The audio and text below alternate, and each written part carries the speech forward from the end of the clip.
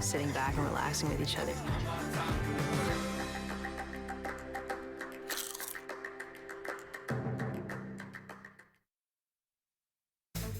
It's the debut of the Canadian Hockey League on CBC Sports, and we're in Regina, Saskatchewan, as we get things started with the WHL. Inside the Brandt Centre, the hosts, the Regina Pats, look to make it 2 wins in a row against the Prince Albert Raiders. And for the first time in almost 2 years, fans are back in the stands, and they're getting ready for the game accordingly. Gathering with friends under the perfect sky and working on some other skills as well. Can their team open up the season 2-0? Well, to no one's surprise, the wonderkin Connor Bedard opened his campaign with a 2-goal performance last night in his team's 3-1 victory. Now 16, the young player looks to take the league by storm, and it's next on CBC Sports.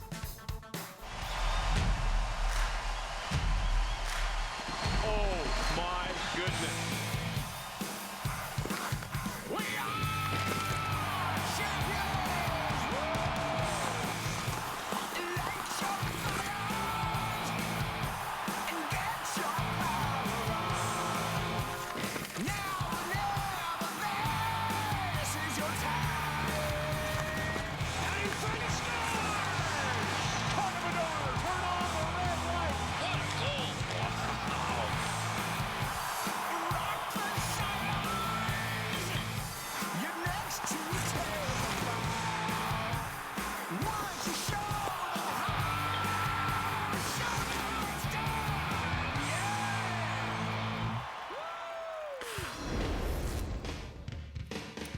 It has been way too long for fans to cheer on their home team. Inside the Brandt Centre, capacity 6,000, as they get to see the introduction of the players taking to the ice. And yes, they get to see up close the young phenom Connor Bedard, who made his debut last season in a bubble.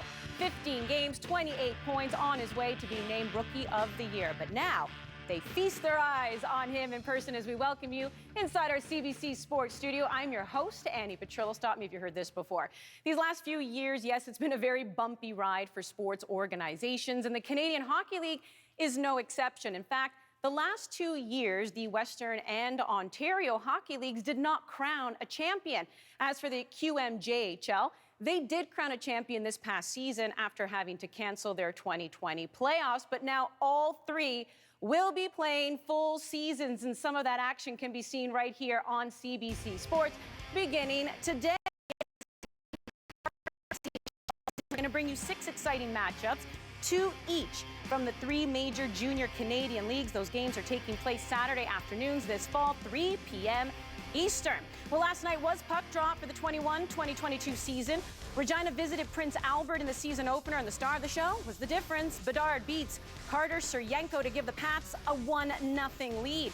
And before the first period is done, Riker Evans will add to that, finds Drew Englot with a nice pass. He makes it 2-0. Midway through the second, PA, well, they'll get one back. Hale Sanders threads the needle to Keaton Sanderson. He cuts to the net, puts it away on the backhand. The Raiders trail by 1 to the third, where it remains 2-1 Regina until Stanislas Svozils wheels and finds Bedard, who nets the second of the game.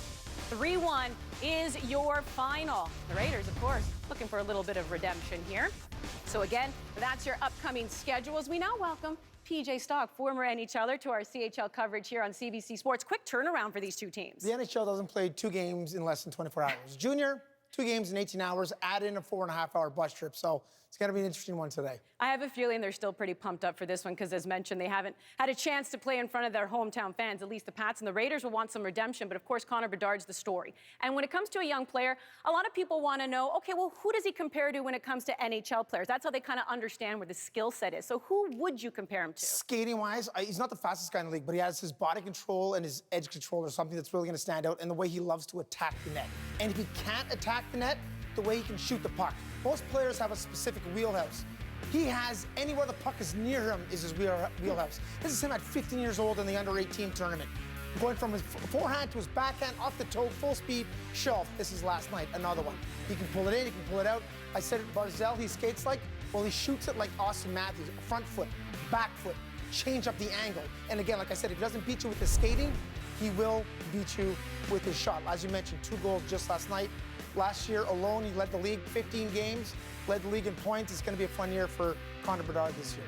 Points per game already surpassed Connor McDavid in his rookie season as well. So now let's see what he can do in a full 68-game season. And you're probably doing the math at home saying 15, now 16, isn't that pretty young? Well, yeah, he becomes the first WHL player to be granted exceptional status, and he joins elite company with the likes of John Tavares, Aaron Ekblad, and as I just mentioned, Connor McDavid, Shane Wright. He's projected to go #1 in the 2022 draft. So yes, he's in elite company looking to carve out his own path as well here in the game. He caught up with our Signa Butler a little earlier. Well, Andy, yes, Connor Bedard standing by with me. 2 goals already in the season. WHL Rookie of the Year last year. What are you kind of working towards in this second year in the WHL? Yeah, I mean, I think, as a team, we all want to, get back in the playoff picture. Obviously, last year there was none, but 2 years before that, we were out of it. So, I think just as a team, I think we're really excited about our group, and we kind of just want to get back to being a winning team. You have that exceptional status to your name. You're mentioned in the same breath as some great players, Sidney Crosby, Connor McDavid, that other Connor character. Do you welcome that kind of pressure? I mean, I don't really look at it too much. I mean, I'm putting pressure on myself, if anything. So I think just kind of, not looking at it too much and really just trying to have fun and play hockey. I have to ask you, last year was in the bubble. Today, in front of home fans in your barn, what's that going to mean to you? Yeah, it's pretty cool. I think we all missed that, and we're all really excited for that. So even yesterday being in PA and seeing their atmosphere is pretty cool. So I think we're all really looking forward to that and seeing the barn full today. Good luck today. Yeah, thank you. Andy, back to you. We are too. We're excited about that. And it's game time when the mascot comes out to greet the fans. We'll be hearing from the 2 gentlemen calling this one next on CBC Sports. Got space issues? Time to declutter with Vinted. We all have too many clothes. Don't keep the things you won't wear anymore. This is too small. With the Vinted app, decluttering is fun and easy. Just snap, upload, and sell without fees. Get some space in your closet and extra cash at the same time. Download the Vinted app for free. Don't wear it? Sell it. At jackpotcity.net, we know how to build you the best casino, so you can do amazing things with just one chip. Our table games are honed to perfection. We have over 500 online slot games, all designed for excitement, including the world-renowned progressive jackpot slot Mega Moolah. Play for free at jackpotcity.net today on your tablet, laptop, or mobile. Jackpotcity.net. Casino games perfectly made for you.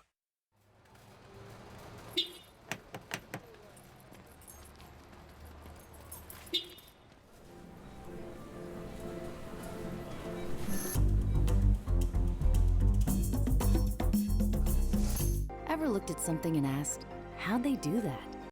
There's always an answer, and usually that answer is an engineer, an Alberta professional engineer. They make it possible, and they're regulated by APEGA.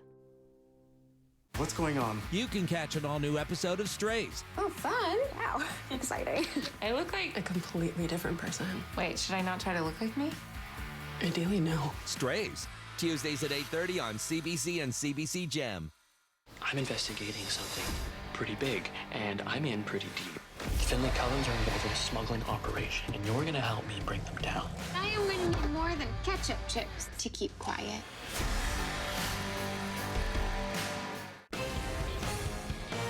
The CHL broadcast on CBC is brought to you by CIBC, proudly supporting your ambitions on and off the ice.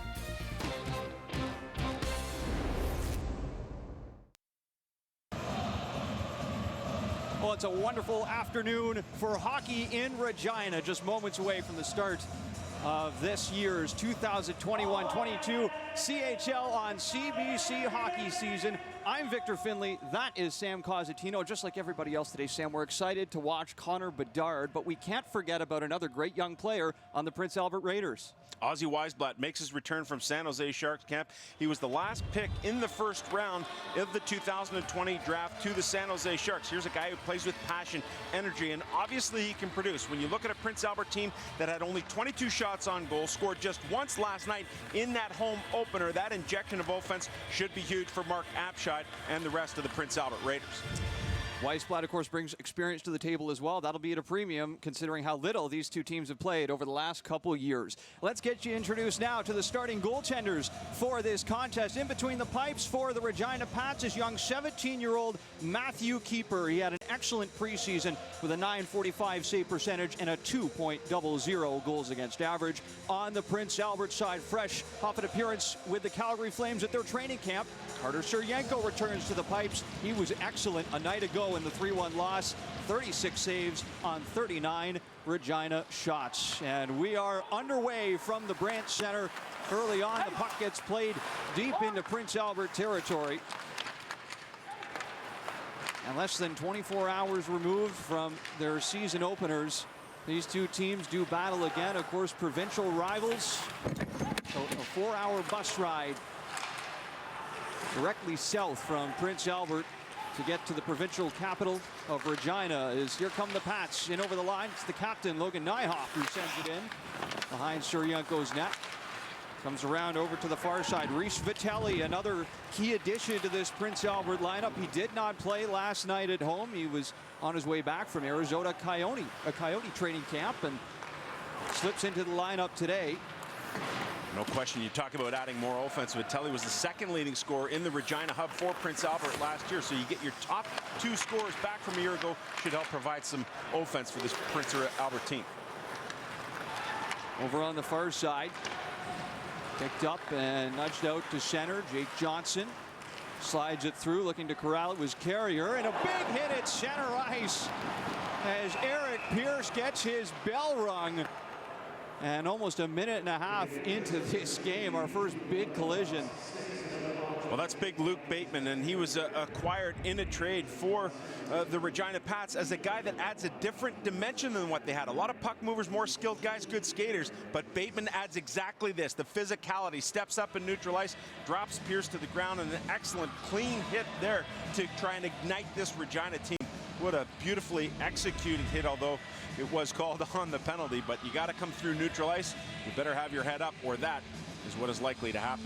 All right, how's that to set the tone? 6'5", 219 pounds, Luke Bateman from Kamloops, BC, acquired via the Seattle Thunderbirds, where he played a couple seasons prior to this in Regina. But the Pats will be on the penalty kill to start off in this first period. Prince Albert looked to set up. Neither of these teams were able to convert on a power play in their first game. Prince Albert didn't get one until late in last night's contest. That's the problem sometimes, Victor, when you have that situation where the player is so much taller, the head contact is sometimes unavoidable, but no intent there other than just the size to put a good clean lick on his opponent, Pierce. It's good to see, though, Eric Pierce right back out there, so shaking off the cobwebs and not missing a shift. Pierce, one of those glue guys in the room for Prince Albert and a member of that 2018 winning team. There's not many of those players from that squad left as Prince Albert looked to set up on the power play. Here nearly half gone. Regina can't clear the zone. Here's Pierce, takes a shot. That's redirected off a stick and high out of play. Here's, that 2019 championship team for the Prince Albert Raiders. As you look at Dave Struch and the Regina Pats and their bench, got off to an unbelievable start. 4 presence, repelled the mentality of the Prince Albert Raiders in the early portion of last night's game. Held the Raiders without a shot for the first 5 minutes and one shot through, but the first 10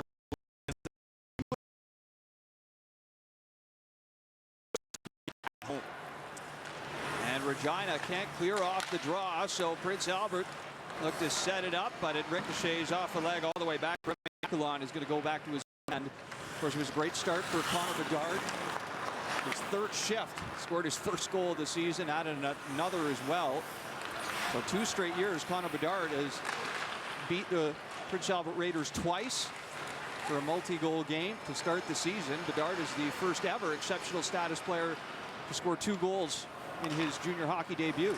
He doesn't need many opportunities, and you'll see Prince Albert really focus on him all game long. This Raider power play hasn't threatened a whole lot. Meanwhile, here comes Connor Bedard the other way. Looks to slide it over, but Aquilon able to get into the way and breaks up the pass as it comes all the way back down the ice. I think if he had that one over again, he'd use that wicked shot. He tried to look off and make a clear pass through. Sometimes that's good, but when you shoot it like Bedard does, let it go, son. Another big collision. Jack Stringer was run into by a Raider, and it looks like the Prince Albert player got the worst of it. As the whistle's going to blow, this is Ethan Ironside, who has quickly established himself as a real hard hitter, rugged player, and tried to take a piece out of Zach Stringer there. You know, Victor, we talked about it a little bit off camera before the game, that Ironside was one of those guys that you watched in the preseason that was really throwing his weight around. You saw it last night trying to establish that physicality, and for Stringer to repel that hit basically from the blind side, looked up at the last second, and it was one of those reverse open ice hits that kept Ironside to the ice as the initiator, and Stringer no worse for the wear as the one who was the original target. It's nice to see him skating off under his own power, and no doubt he was rattled by what had happened there. He'll take a little spin around the bench. Hello, boys, make sure you're going to the right bench, that's for sure. Well, no hesitation to start off with the physical play in this one, Sam. Keep your head up out there. Well, that's just it. And, you know, Prince Albert has had a reputation of being that physical team previous to when Mark Habscheid arrived there, and they've continued that tradition very clearly with what we saw last night and here in the early going today. So we'll set up for a neutral zone face-off. Vitelli gets waved. Actually, he's going to be brought right back in.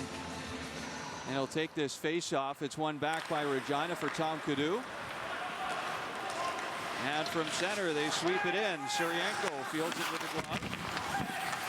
Over to the near side it comes. Glove down by Connor Bedard. Sends it across the ice.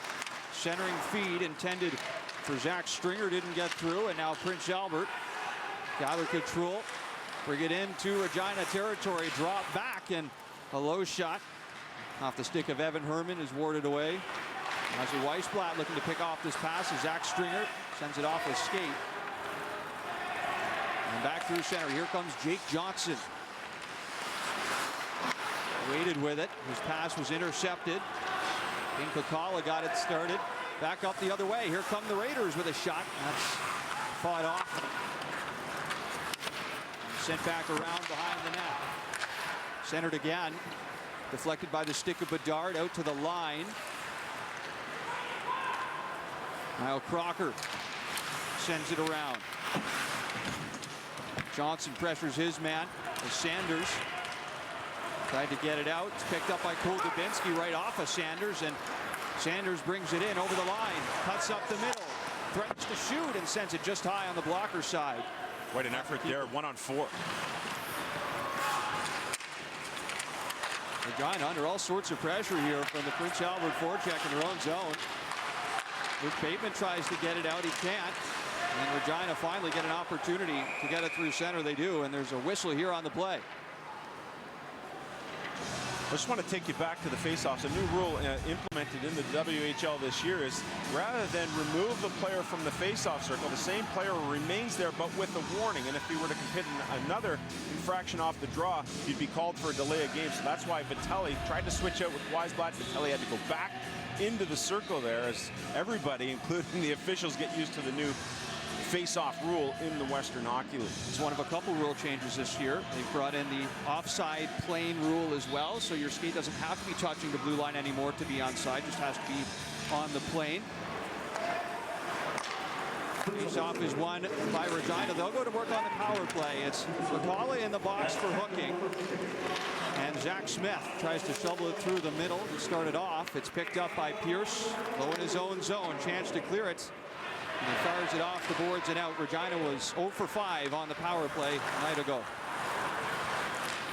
Several chances that head coach Dave Struch was proud of, but still you have to execute. You want to be able to score with all of your power play opportunities. That, as we know, isn't often the case, but if you can operate around 25%, that's great. Here's a good look. Rebound, scores.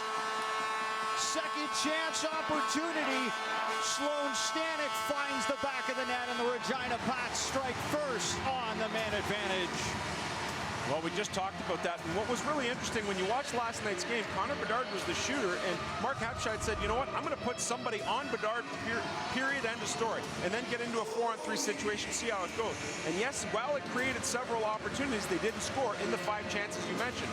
Here, you don't see any sign of Bedard, the good low shot off the pad, basically a pass off the pad from Englot, ends up on the stick of Stanek, and the Regina Pats get out to that 1-0 lead in similar fashion as to what they did one night ago in Prince Albert.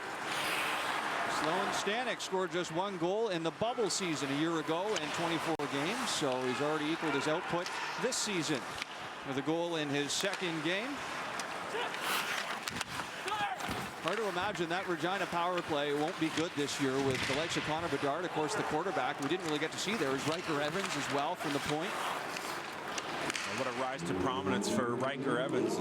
Went through the draft once, selected in the 2nd round last year by Seattle. And no question, when you have a great power play quarterback and a great shooter on the power play, it usually means really good things in terms of efficiency for your power play. And he's going to get loads of ice time with this Regina team. 29 minutes a night ago to start things off against the Prince Albert Raiders as this puck is sent down the ice. This will be icing charge to Prince Albert. Yeah, and you talk a little bit about Riker Evans in those 29 minutes he played. We talked to Dave Strush about it. He said, man, he was out there a lot. And he said, oh, he sure was. We put him in every situation. But he's a guy who really likes to work smart. You know, he's not going all out all the time. He's able to conserve his energy, help a guy like Matthew Keeper, the goaltender, and then you look at Prince Albert trying to key on a guy like Evans, try and play him physically, dump it into his corner, wear him down. But Evans coming off a really strong camp with Seattle in their inaugural year in the National Hockey League should help. All right, we will step aside as the Regina Pats stake themselves out to an early 1-0 lead. Look out! Heavy hits all over the ice to start things off in Regina.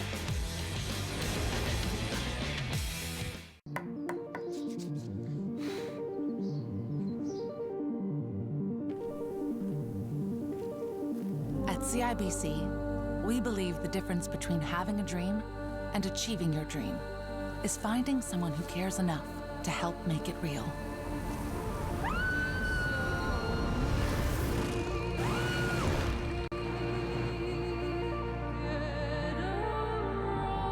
CIBC, ambitions made real. Eggs for a snack? Yeah, they're quick. That's weird. It's not weird. You're weird. You never asked for help. Eggs for a snack isn't weird. You're weird for thinking it's weird.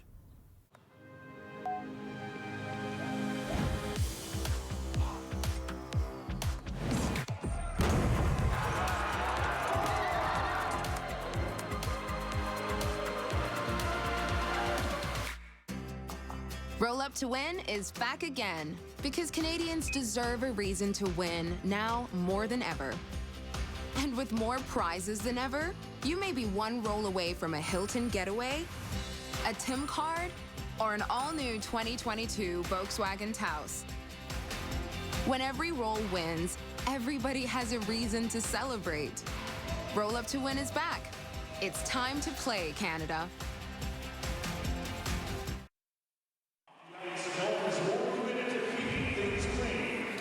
Regina Pats to the board first, thanks to this power play marker off the rebound from Sloan Stanek. Yeah, great job there just to bank it off the pad. And you think about the opportunity for Drew Englot just to look past. Hey, why not shoot it low pad? You create the perfect rebound. Stanek there to bury it. You have to be really aware if you're Stanek coming down there saying, hey, you know what? I might be able to get a little cookie here, and he did. Stanek, originally drafted by the Everett Silvertips, traded to Regina at the deadline in 2019 for Robbie Holmes. He's found a home in the provincial capital. As we'll get set for a neutral zone face-off. Rookie Jane Rowan is going to lead in to take this for the Regina Pats. On the other side from Prince Albert, Harrison Lodwick. Right off the draw, it's sent back. Prince Albert control. from the neutral zone. Tapped in by Luke Bateman. Retrieved in his own territory by Trey Fouquet.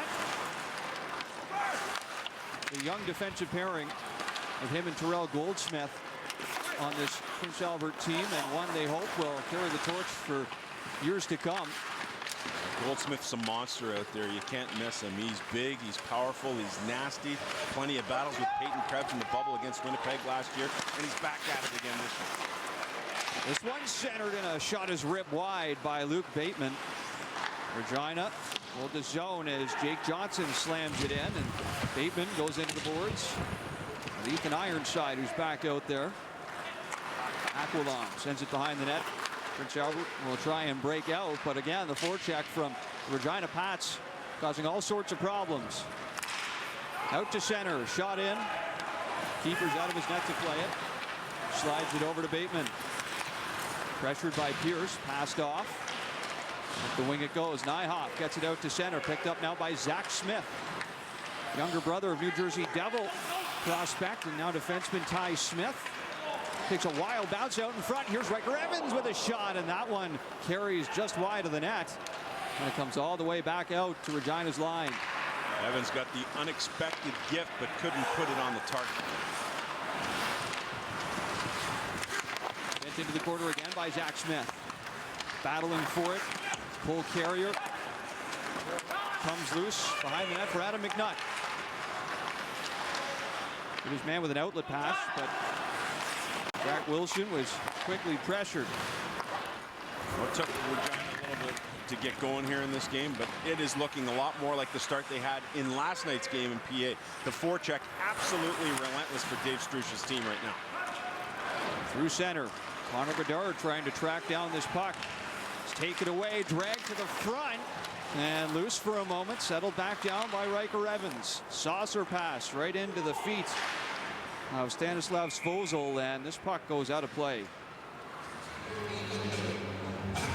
Stanislav Svozil making his Svozil making his debut last night in the Western Hockey League, a Columbus draft pick, and a guy that John Paddock, the general manager, really excited to get over here. Now, he showed some signs of immaturity in last night's game, turned the puck over a few times, but I really like what Dave Struch had to say to us before the game, Victor. He said, you're going to be given the opportunity here to make mistakes, and that's exactly what a young player needs. Not knowing that he's going to go to the bench and be sat down, make mistakes within the framework, come back, correct those mistakes. We'll see if Svozil is a little bit better here today for Regina. Svozil spent the last couple years playing at home in the Czech Republic and the top extra liga over there with Kometa Brno. Teammate of Thomas Plekanec and Martin Erak when he was over there. Always above his age group, and sometimes by 2, maybe 3, and in the case of playing pro, 4 or 5 years above his age group. This one settled down in front of the net by Tom Cadu. Outlet pass to the right wing, finds Cole Dubinsky, sends it across. Dubinsky had himself a preseason to remember, recording 10 points. With Connor Bedard is here, it comes the other way with a backhand shot right on net from Evan Herman, who broke free. He was stopped on a penalty shot last night by keeper, and he stones him again here halfway through the first. Well, Herman, it took like a slow-mo play, but he's able to split the D here. He goes forehand, backhand, loses control of it, and really doesn't get a lot on it. Keeper, an easy stop there. But you talk about Herman, you know, a short time after Ironside had hit the post. I mean, you look at the missed penalty shot, the Ironside post. Otherwise, it might be a 3-3 game last night, but Regina ended up the victor, and I think they deserved it with the way the Pats played. Out at center, Wilson tried to corral it. Regina sent it back up to the line. Now breaking in on the backhand. Brook with a shot, steered aside by Suryenko. Brook makes a play on it, but it goes all the way back down.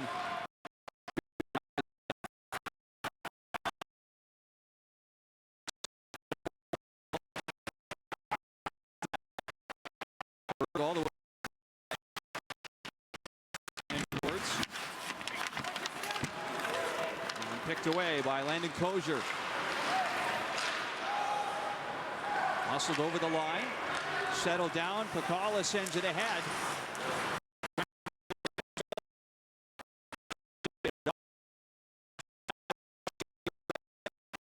Try and center that right in front was Riker Evans.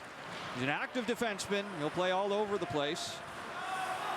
just has such great awareness. He knows when to be up on the play and when not to. And again, we talked about that ability to conserve energy, yet still play with pace for almost half the game last night. Evans drops it back, and an incoming shot from Howe is off the mark. Comes around to Svozil. Pirouettes away from the pressure at the line. Ironside gets it right back. And this one comes back into the capable hands of Riker Evans. 25 assists last year, led all WHL defensemen as Sirienko makes a straightforward save. 28 points in the bubble was seen multiple times by Seattle scouts, and that's what led to him being picked in the second round, somewhat surprisingly, some would say. Bit of a scrum after the whistle as the net comes off the moorings. Regina Pats leading the way over the Prince Albert Raiders 1-0 in the first. Eggs for a snack? Yeah, they're quick. That's weird. It's not weird. You're weird. You never asked for help. Eggs for a snack isn't weird. You're weird for thinking it's weird. Now that Party City's at Canadian Tire, I've got some pretty great party ideas. Birthday rewind. Friday. And tea time. Sunday scaries. Rainbows. With hundreds of locations across Canada, Party City at Canadian Tire makes it so anytime can be party time. The McDonald's Egg BLT McMuffin is back with a freshly cracked egg, crispy hickory smoked bacon, lettuce, and tomato. It's the perfect combination of fresh and delicious. Available all day for a limited time.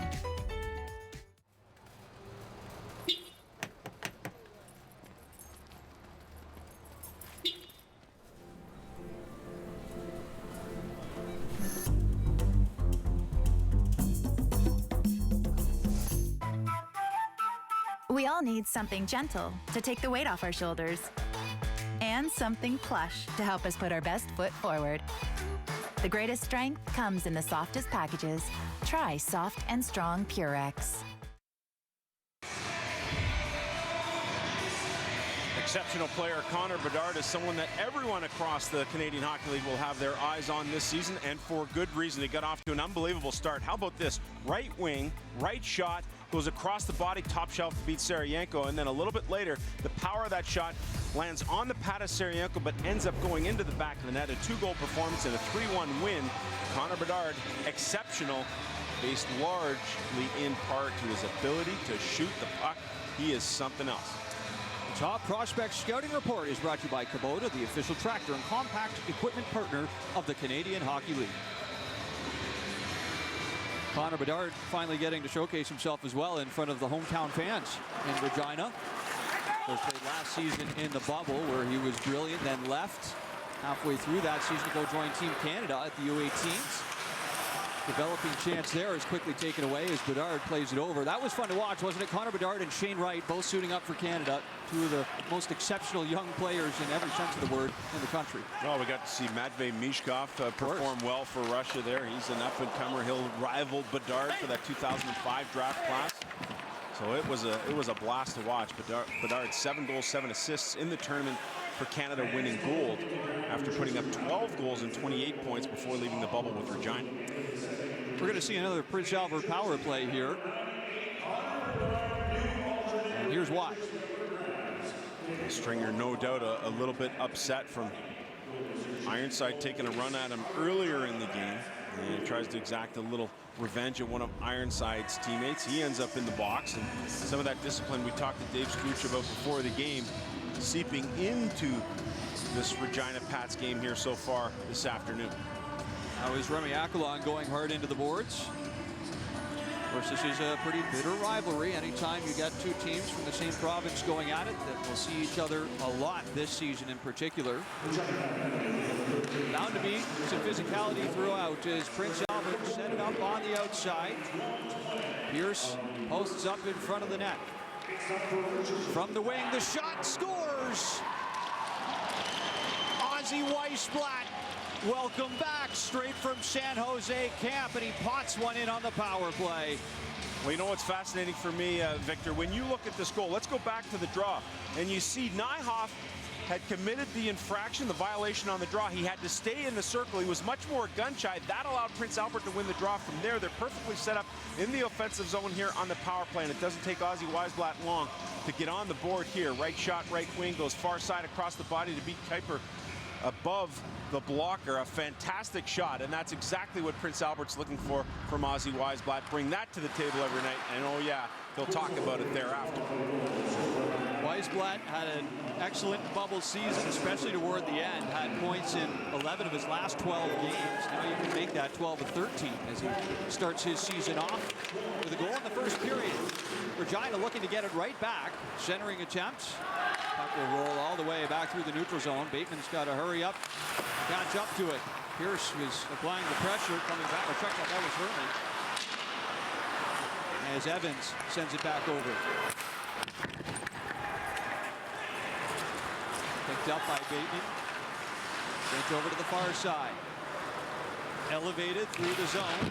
Off the boards. Watt was there trying to reel that in. It comes all the way back to Prince Albert's end of the ice. Through the neutral zone. They don't get very far with it. Taken right back by Stanek.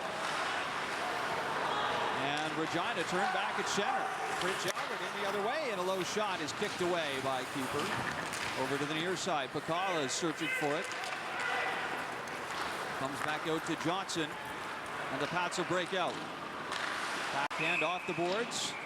Shot right back at him by Trey Fouquet, and the play is whistled for offside.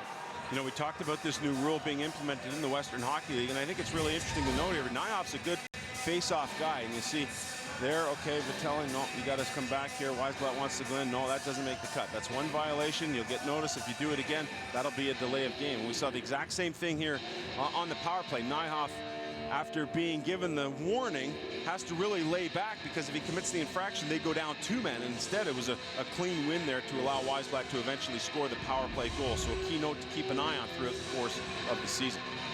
Faceoffs in this game, 10-3 for the Regina Pats. You can make it 10-4 now after that one. A win for the Prince Albert Raiders. They were the WHL's best faceoff team a season ago at 55.6% in the bubble. Into the corner it goes. Ethan Ironside digging away for it, as is Cole Carrier. Straighten his feet. Parker Berg takes it away. Shoveled ahead by Zach Smith. Down the ice. Chased down. Fouquet gets to it. Absorbs a hit after the fact, but gets it back into Regina territory. They will bring it up to the neutral zone. Connor Bedard slides it over on the left side. Shot incoming and fought off by Suryenko. Bounces all the way back to Riker Evans. He couldn't handle that. And back the other way. Here comes Wilson. He'll let that go in off the glass. Picked up. Brought ahead by Tom Kudu. Off the boards, not in very far from Cole Dubinsky. Shot back in by Prince Albert off the end boards. It settles in behind Matthew Keeper. Evans. Given all sorts of trouble there by Ozzy Weisblatt, but he's able to fend off the pressure. Now you're seeing what Weisblatt brings to the table. Great on the forecheck. Obviously, the ability to score goals, a huge add for Prince Albert in this game.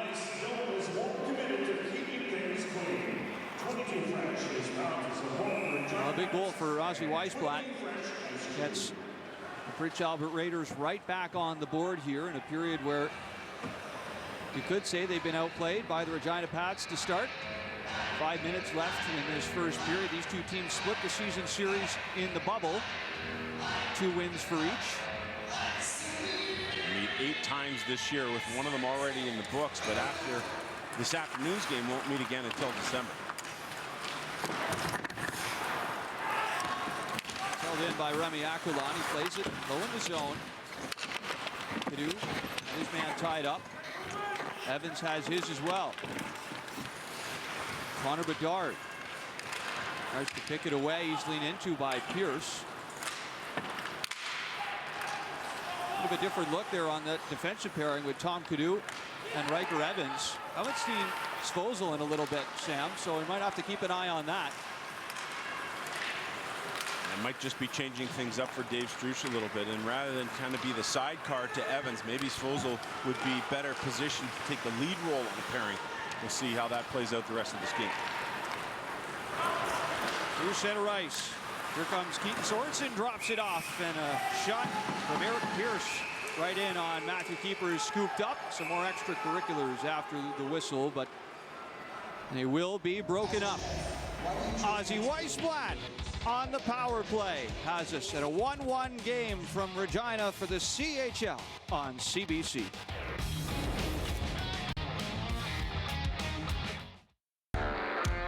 It's that time. Some call it fall. We call it Kubota season. And it's the best time of the year to upgrade your farming, landscaping, or construction equipment and attachments. When you need performance, precision, and comfort, Kubota is ready to go to work. This season, we'll help you get it done, and done right, because your work never stops, and neither does Kubota. At JackpotCity.net, we know how to build you the best casino, so you can do amazing things with just one chip. Our table games are honed to perfection. We have over 500 online slot games, all designed for excitement, including the world-renowned progressive jackpot slot Mega Moolah. Play for free at JackpotCity.net today on your tablet, laptop, or mobile. JackpotCity.net. Casino games perfectly made for you. This rusty mess isn't going anywhere. Don't trust it to just any cleaner. Trust CLR. CLR makes quick work of the toughest jobs, dissolving crusty white buildup so your shower runs like new. CLR cuts through hard water buildup and helps keep your washer running clean. CLR also has earned the EPA's Safer Choice seal, so it's safer for your family. Trust the power of the CLR family and trust your clean to CLR. Available at these fine stores.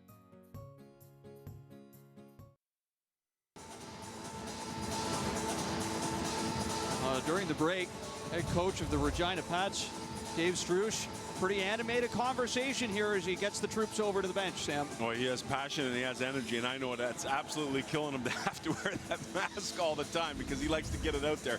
You can hear him when you're there live and in person. You can hear him in the rink. He's all over the place, but an unbelievable job so far with this Regina team here after taking over once the Pats had hosted the Memorial Cup in 2018. Of course, that was a big change. John Paddock taking on duties as the general manager on a full-time basis, that allowing Strush to slide in as the head coach now in his 4th season as head coach behind the Regina bench, and it's a real process for this team. Of course, hosting the Memorial Cup in 2018, and when you build it up, you kind of have to tear it down.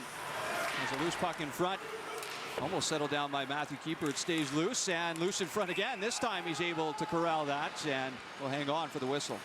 You know, it's funny you talk about that with Dave Strush, and he was in a similar situation working under Lauren Mollican back with the Saskatoon Blades. He took over after Memorial Cup. As you would expect, things didn't go well. He was let go a short time later. Well, the same thing happens with the Regina Pats, but John Paddock giving Dave Strush a lot of leash because he knows he's a really good coach, a guy who was draft pick of the Calgary Flames, played 4 NHL games, played in the UK, played in Italy, has got a ton of experience and young enough to still relate to this group of players. Both coaches in today's matchup, ex-Calgary Flames. Mark Habscheid on the Prince Albert side, played a season in Calgary. And a real veteran of the league in his own right as a bench boss as Riker Evans sends this one in front of the net. That's redirected off a stick and out of play. Yeah, the pace has been really disjointed in this game. And, you know, you talk about Mark Habscheid, the Prince Albert Raiders, 574 days between games that they last played leading into last night at the Art Hauser Center. And you have to know that for Habscheid, for his team, it's a huge advantage to play in that building. It's small, the people are on you, they're passionate, they don't like you as a visitor. It can be a hostile environment, as Dave Strush talked about.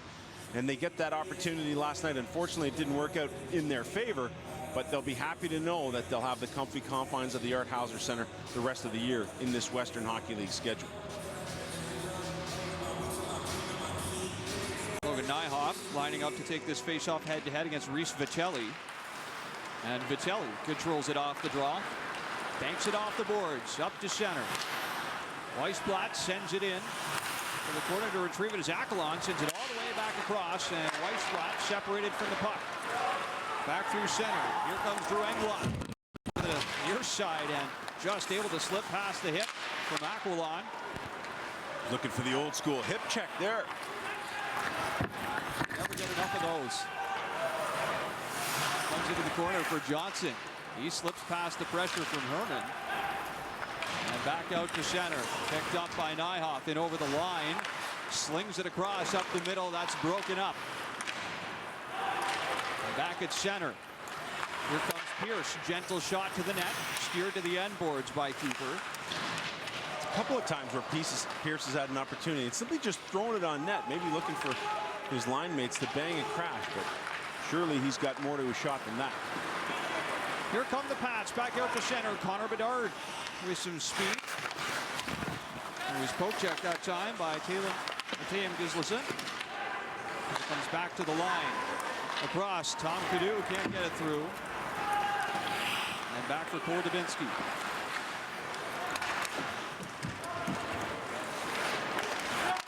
Into the corner. Sent back to the far side. Stringer pressures his man as he takes him toward the Prince Albert bench, and icing charged with 1:40 to go in the first period. Well, this Prince Albert Raiders team was poised to go on basically a 3-year run, but the pandemic put a real wrench into those plans. Curtis Hunt, the general manager, along with Mark Habscheid, did such a great job building up the team. Caden Gooley, first-round pick to Montreal. Weisblatt, first-round pick. Nolan Allen still with Chicago and Blackhawks camp, first-round pick. Unfortunately, 2 of those 3 not in the lineup. And so they've had to really shift around that lineup. You get Vitelli and Weisblatt back, both from their NHL camps, so that should help up front.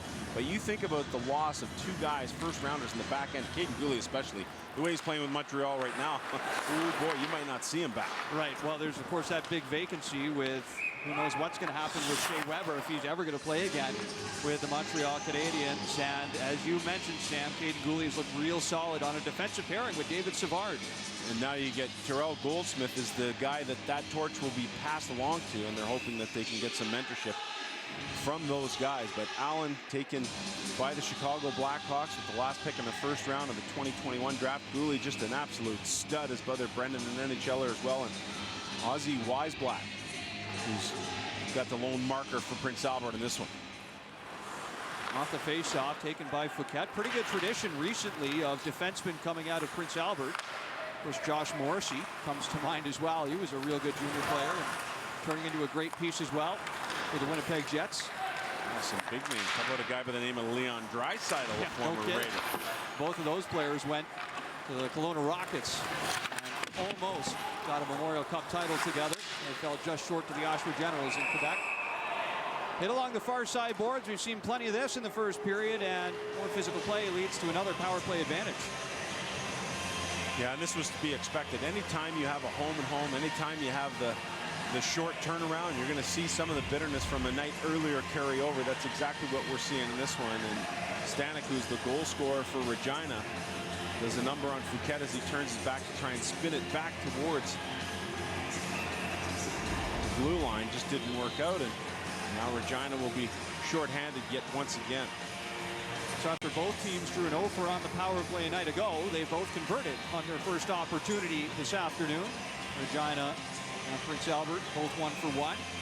So Pierce will take this face-off. Bozier sets up at the line. See, of course, Weisblatt out there as well. And again, you see the officials, Victor, just explaining to both centermen, hey, here's the story here. Be aware, because if you commit the second violation in the same face-off, you'll be given a bench minus. Or delay a game, rather. Set up as over the line. Pierce to the net. He's trying to hit Weisblatt. Take it away and ripped all the way back down the ice by Regina. Landon Kosier got a look from the LA Kings recently. Back with the Prince Albert Raiders. He sends it back, and now trying to dance in over the line again was Ozzy Weisblatt. Picked off, and from the near side, here comes the captain, Nyhoff. Puck rolled away from him. Prince Albert send it back in.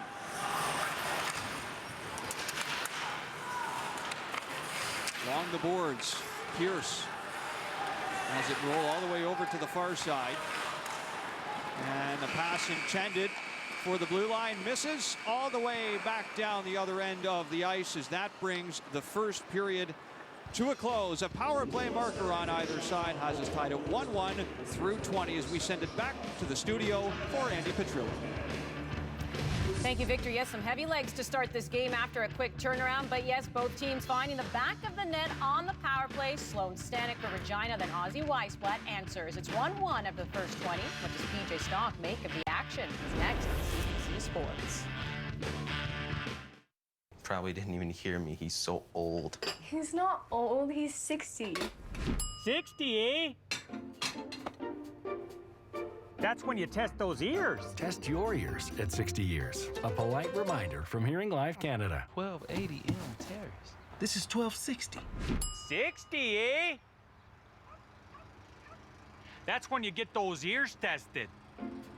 Test your ears at 60 years. A polite reminder from Hearing Live Canada. The McDonald's Egg BLT McMuffin is back with a freshly cracked egg, crispy hickory smoked bacon, lettuce, and tomato. It's the perfect combination of fresh and delicious. Available all day for a limited time. Bleeding gums? Hold on. It could be a sign of gingivitis. Listerine mouthwash contains antibacterial essential oils that kill up to 99.9% of germs and fight plaque and gingivitis. Listerine, trusted for generations with 125 years of germ-killing power. What comes from care? Some call me a coffee farmer, but I consider myself a coffee explorer. In Costa Rica, nature is my inspiration, pushing me to explore unusual ideas, such as using hot spring water to unleash a well-rounded taste not found in any other coffee around. When you care, you are creative by nature. Made with care. Nespresso. What else?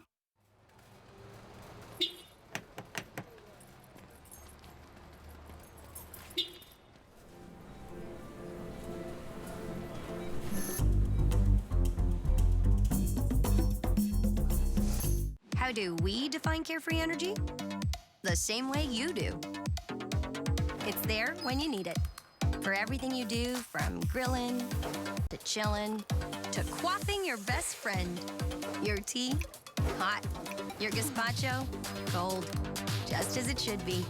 And if you ever need to talk to us, we're on the other end. For real. Encore by Epcor. Carefree energy and carefree plans. For limited time, save 3 times the GST at Leon's. Get special prices on furniture. Plus, save 3 times the GST. Save up to 25% on mattresses. Plus, save 3 times the GST. And save 3 times the GST when you buy any 2 or more major appliances. On now. Don't contact me or my family again.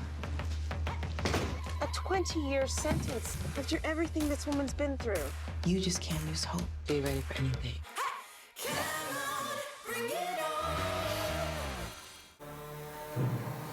Knife attacked us continually for months. They'll find us and kill us. Hey, why are you here? A human. Given everything we've learned about them, this could be our last chance.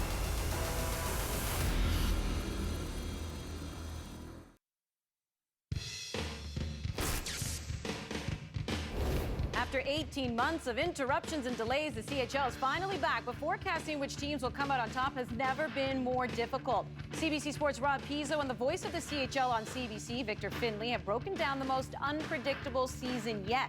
For that and much more, head on over to our website at cbcsports.ca. Regina Pats, Prince Albert Raiders, they're locked at 1 after the first 20 minutes of plays. We welcome you back inside our CBC Sports studios. Andy Petrillo alongside PJ Stock. We mentioned it off the top of the show. We wondered if the quick turnaround from last night would be a bit of a factor here. Some sloppy play. Some sloppy play. Again, 2 games in 18 hours, 4-hour bus ride. And the other thing that I have to take into consideration is you're playing on national television. You know, I played junior, and you remember when your first game's on national television, you're really nervous. And all your buddies care about, they don't care about what you do with the puck. They want to see you lay the body. And that's exactly what we saw in that first period. Lots of big hits. Guys at home on their couches high-fiving their buddies. Some led the penalties. Luke Bateman steps up on Eric Pierce. Now, this one questionable. Bateman 6'5", but this is what kind of set the tone for the rest of the period. A big body check that ended up being a power play, which but still, his buddies are excited. Later on, Ethan Ironside steps up on Zach Stringer. Zach Stringer ends up getting the better one of that one. Ethan's buddies at home will give him a chuckle for this one. Boom!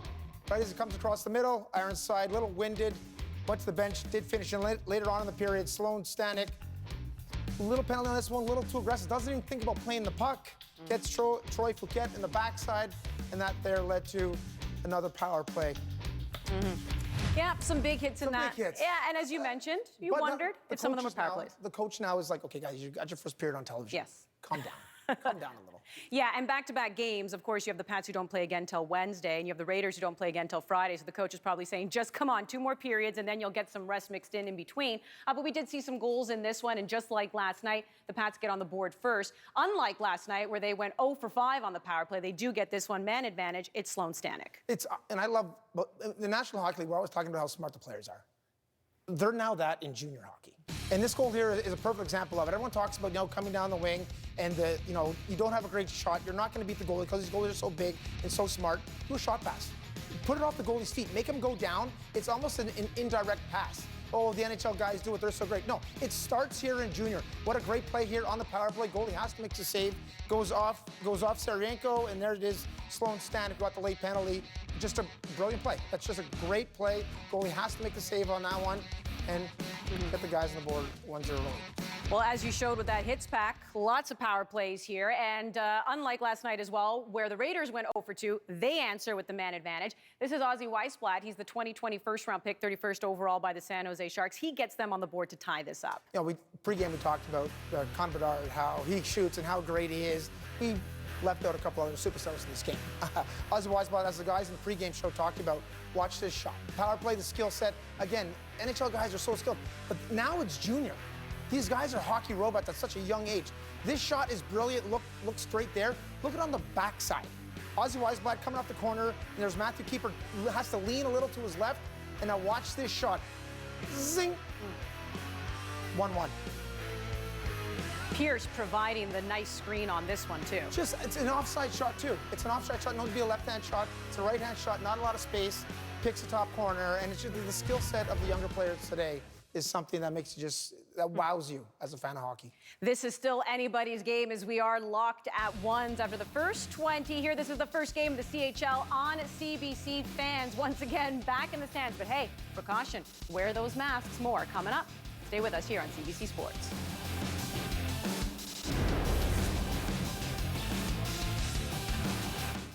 Got space issues? Time to declutter with Vinted. Why keep the things you won't wear anymore? With the Vinted app, decluttering is fun and easy. Just snap, upload, and sell without fees. Download the Vinted app for free. Our obsession for taste takes many forms, textures, and shades. Now, elevate taste with new Liberté Greek Double Cream. High in protein, rich in taste. Goes topics. I mean, yeah, let's talk about today we're gonna go topics. Roll it down. I am.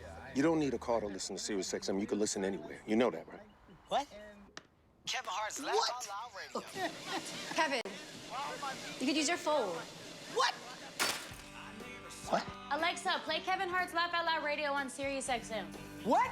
This is how I know you're getting old. I guess that was it. What?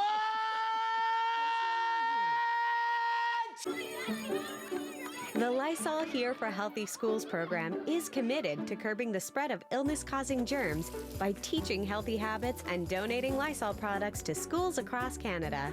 Learn more at lysol.ca. Eggs for a snack? Yeah, they're quick. That's weird. It's not weird. You're weird. You never asked for help. Eggs for a snack isn't weird. You're weird for thinking it's weird.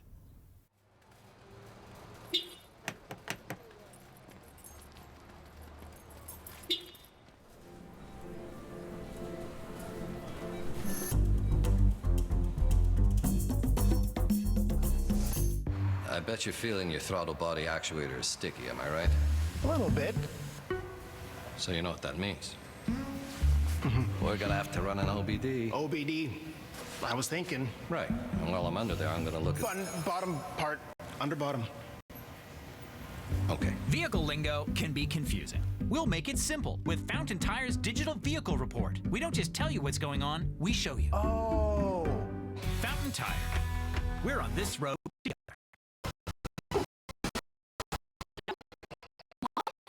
Easy. Whoa, snack their attention with Giuseppe Easy Peasy by Dr. Edgar. The Big Tent is the sweet place to be. Moment of truth. Sometimes spicy. We call it a prugasm.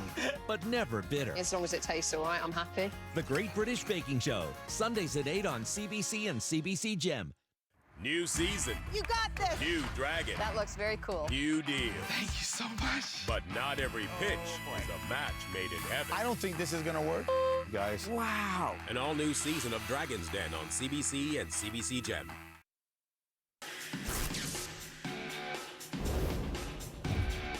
Let's take a look at the Kia CHL Top 10, brought to you by the official automotive partner of the Canadian Hockey League, Kia, movement that inspires. The WHL's Edmonton Oil Kings hold down the #1 spot with a roster that includes one of the best goalies in the league in Sebastian Cossa and an offense led by first-rounders Jake Neighbors and Dylan Gunther. They'll be one of the teams to watch this season.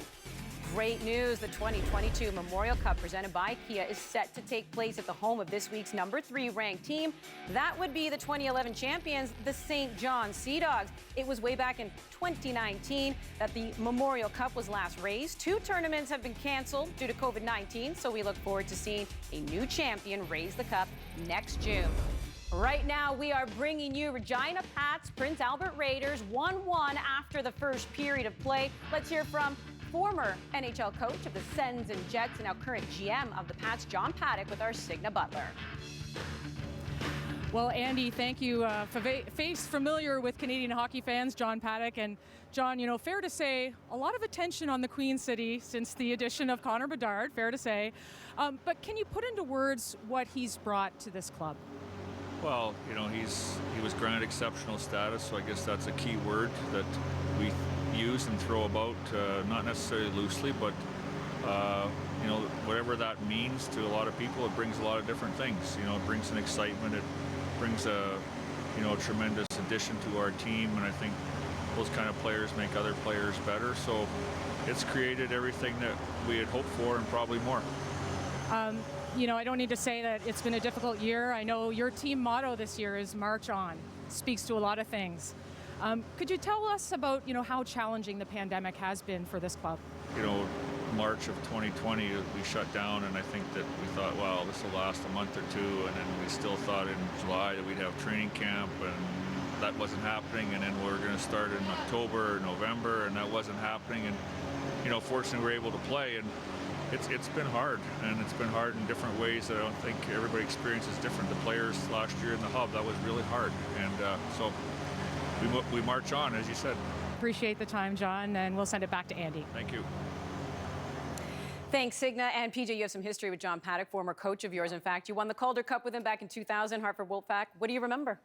Well, I loved him because he played me. Yeah. There's not many coaches that I love, but he's on the list. He might be at the top of the list. And just when you hear him talk, it's just pretty, he never got too high in the highs, never got too lows in the lows. And I loved him because he held everybody accountable. Whether you were a best player or a fourth liner, he held there he is on the right-hand side, looking good, all upset because I gave PJ too many shifts. But no, coach, enough because we won.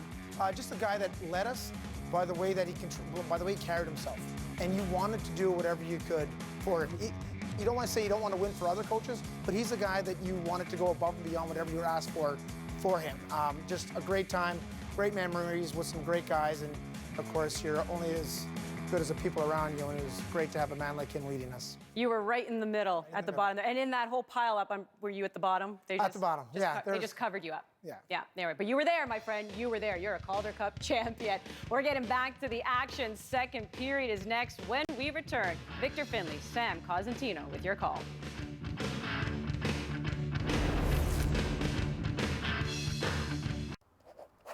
Now that Party City's at Canadian Tire, I've got some pretty great party ideas.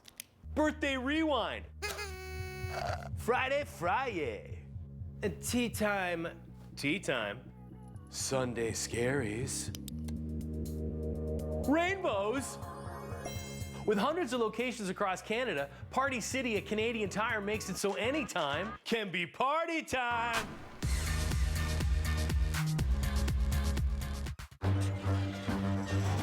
We're fast in headache relief, so he can become faster in spinning this thing forever. Headache says you can't. Advil says you can. Eggs for a snack? Yeah, they're quick. That's weird. It's not weird. You're weird. You never asked for help. Eggs for a snack isn't weird. You're weird for thinking it's weird. Chromebooks are seriously easy to set up, right out of the box. Just sign in with your Gmail, and bam, all your files are right there. Now get after it, because you're good to go. Switch to setting up the easy way. Switch to Chromebook. Kinder Bueno. Wow. It's crispy. It's creamy. It's not your average chocolate. Smooth milk chocolate, crispy wafer, and creamy hazelnut filling. It's Kinder Bueno.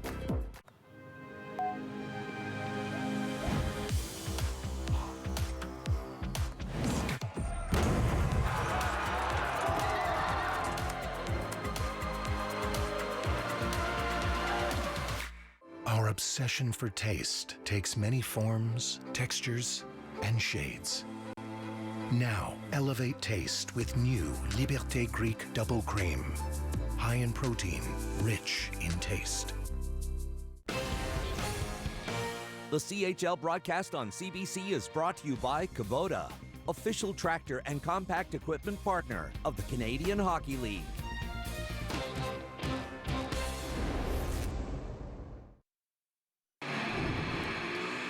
Just about set for the start of the second period in Regina. 1-1, Sam, after a couple of power play goals. Yeah, really great job here by Drew Englot. Uses the pad to make the pass. An excellent finish there by Stanek. And then replying in the power play, Ozzy Weisblatt gets down to the circle and wires it past the blocker of keeper to get us tied at 1. And what was a pretty interesting first period of play, a little not resembling what we saw last night.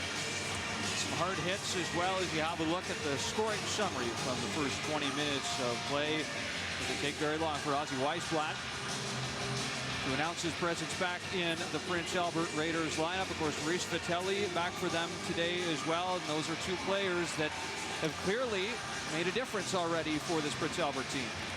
Yeah, no question. Working in the face-off circle, adding that energy, the speed, the passion they bring to the game, and of course, you can't replace that veteran experience.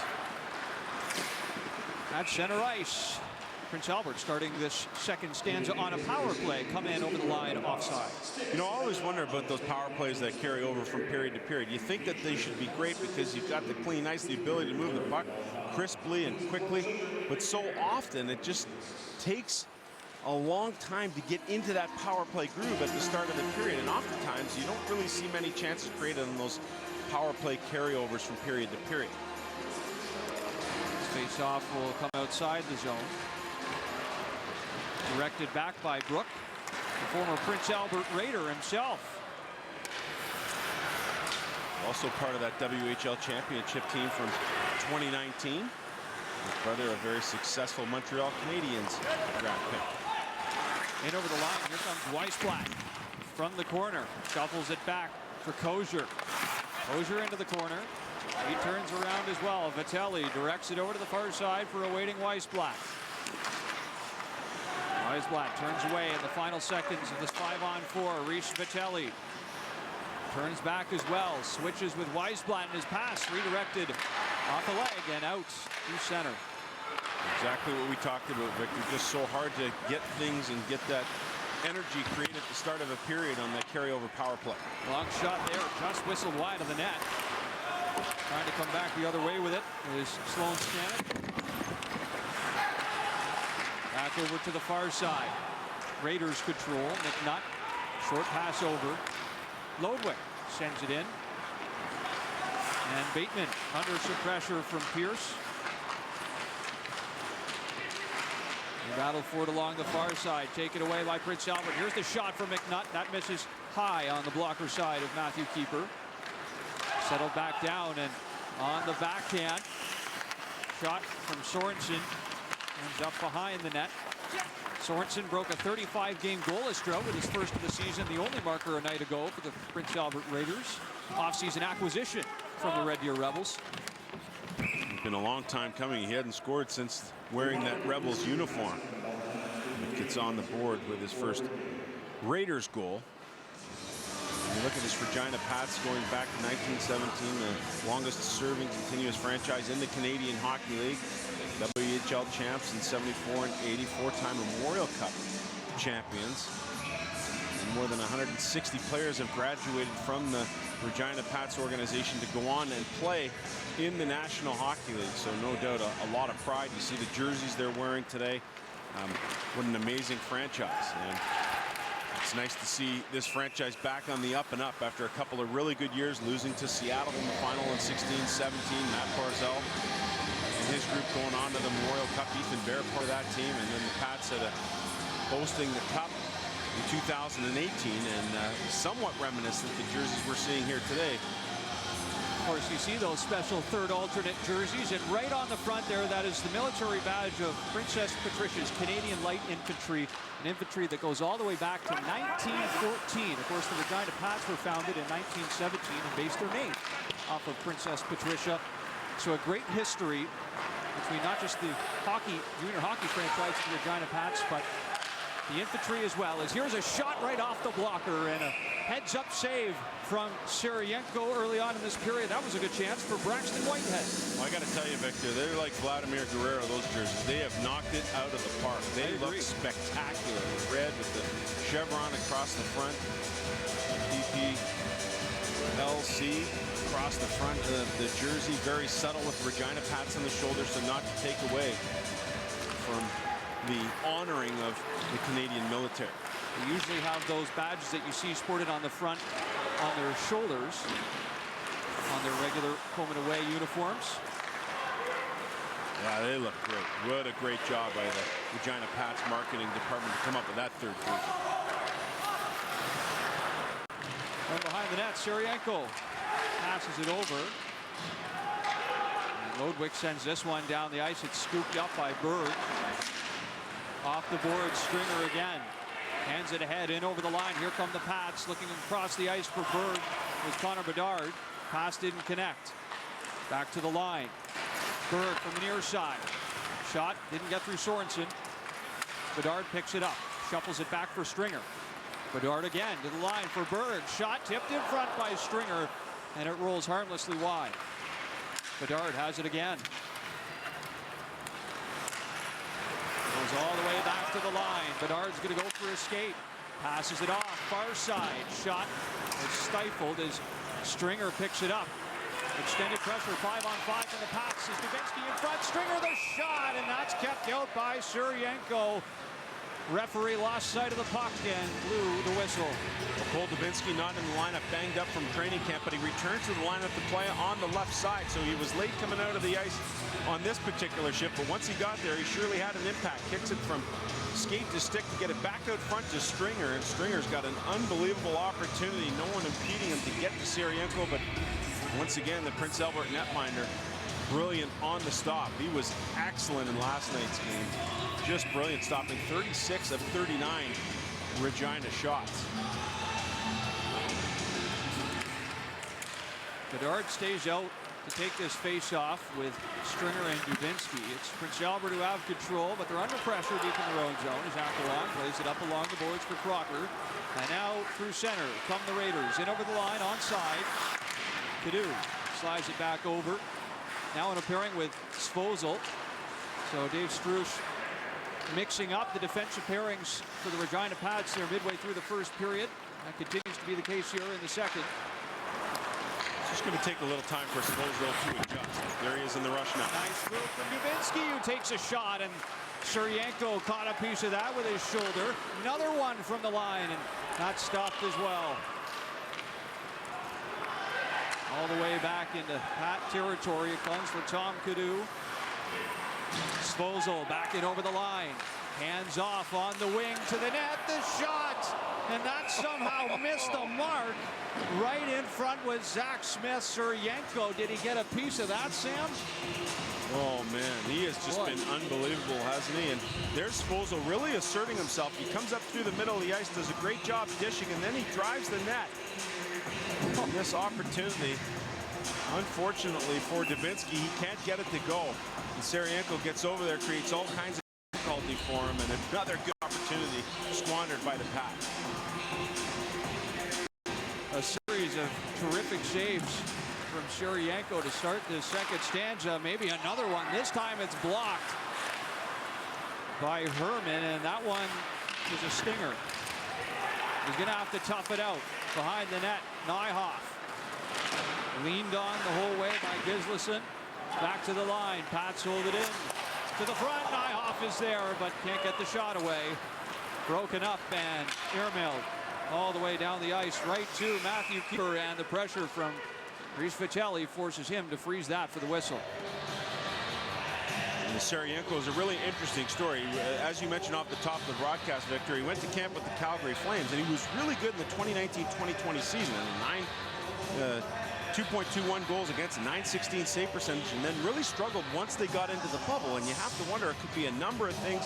He goes undrafted, and with what I've seen from him so far, he's a guy who looks to be on NHL scouts' radar, based not only on his size, but his ability to move athletically. Also technically sound guy, and as we've seen on a couple of occasions here in the early stages of this second period, doesn't give up on anything, and he's played well for Prince Albert through a game and a half so far. Sheryanko was ranked number 9 by NHL Central Scouting among North American goalies headed into the 2021 NHL entry draft. Was not selected,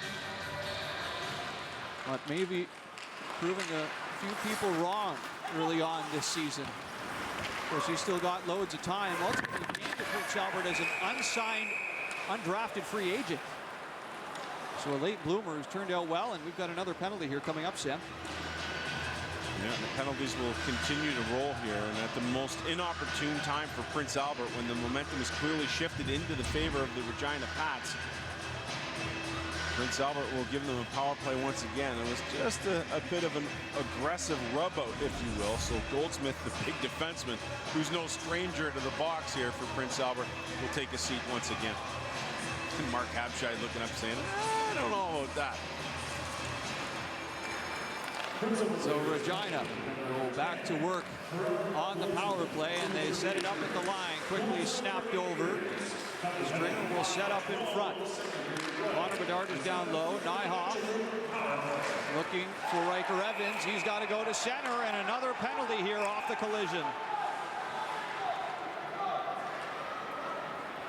Yeah, we saw so many after the whistle scrums in yesterday's game, and some of that carried over into the first period, and PJ Stock was pointing it out at the intermission with Andy that some of this nastiness had picked up, and we're seeing it kind of reinvent itself here in the second period as Nyhoff's looking up and saying, hey, I didn't mean to do that, but nonetheless still head to the box and negate that Regina power play.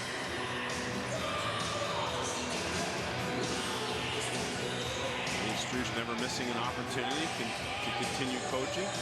Speaking to Dubinsky on the bench. So we'll go to 4-on-4 for a minute and 43 before a very brief power play advantage for the Prince Albert Raiders. Zach Smith to take this draw against fellow overager Vitelli, and he wins it back. Both these teams, Sam, have a bit of a predicament with the rosters. They've got 4 overagers. Can only dress 3, though. Here's a nice pass. It's on a breakaway into the backhand. Sheryanko makes the save. It's still loose. Searching for it on the goal mouth.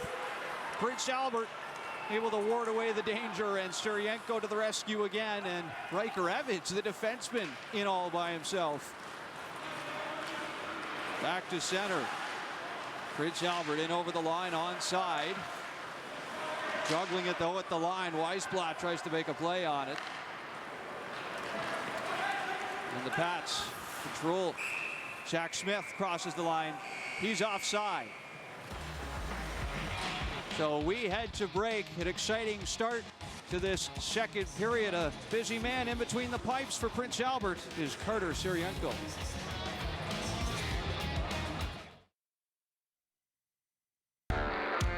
It's that time. Some call it fall. We call it Kubota season. And it's the best time of the year to upgrade your farming, landscaping, or construction equipment and attachments. When you need performance, precision, and comfort, Kubota is ready to go to work. This season, We'll help you get it done and done right, because your work never stops, and neither does Kubota. With the free Vinted app, I can tidy up my closet while earning a little extra money. Using Vinted is easy. Just snap, upload, and sell to other Vinted members. There are no selling fees, so I can keep all the money I make. Download the free Vinted app.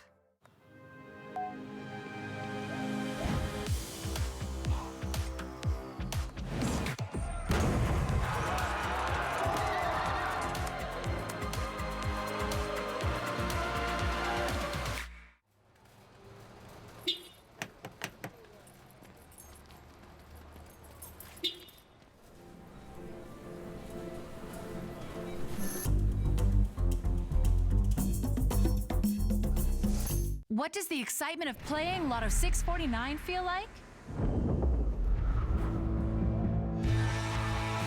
Get that 649 feeling. The next jackpot is an estimated $9 million, plus the guaranteed $1 million prize. Riker Evans, a second-round pick of the Seattle Kraken, and here's part and parcel why. Great recognition on his part as Smith picks up the puck in his own zone. Evans takes off in this 4-on-4 situation, gets a clear-cut breakaway, goes to the backhand, and a perfect pass put on his stick. He corrals it, can't get it to go, but one of the greatest assets you can have as a defenseman, Victor, is the ability to know when to go and when not to go, and Evans seemingly has that figured out. You look at his 2001 birth date, goes through the draft once, then ends up getting picked last year by Seattle. A lot of people were shocked, but Seattle really did their due diligence. Here's a guy in his WHL Bantam draft year, was 5'3", 115 pounds, Victor. Come on, man. Eat some pasta. Apparently he did hit the gym as well in the meantime. He's filled out quite nicely, and there's another chance for Evans. He sends that just wide of the net. Make it a home right in front of Carter Serienko this period. Here comes Prince Albert the other way, looking for some offense. That pass is nullified. Evans spots Bedard. Pats have numbers. Bedard, the pass is intercepted. Takes a wild shot and almost tucked that through on the shorthand side. Wow, Evans all over the place. Jumps up on the rush again, and then he's the last guy back. The puck ends up on his stick, which creates that 3-on-1.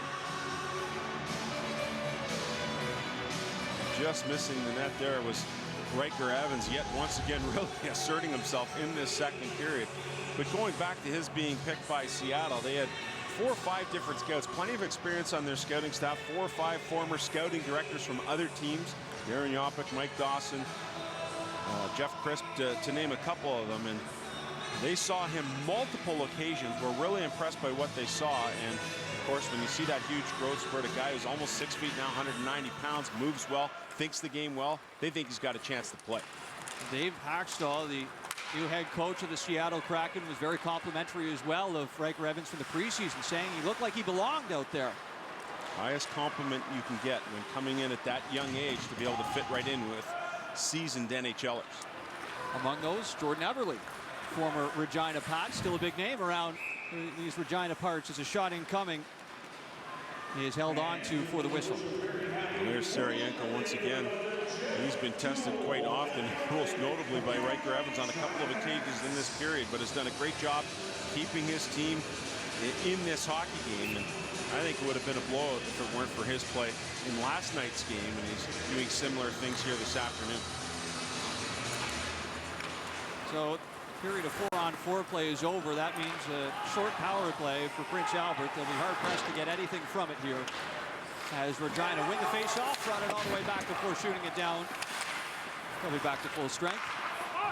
Neuhoff steps onto the ice. We're 5-on-5 again.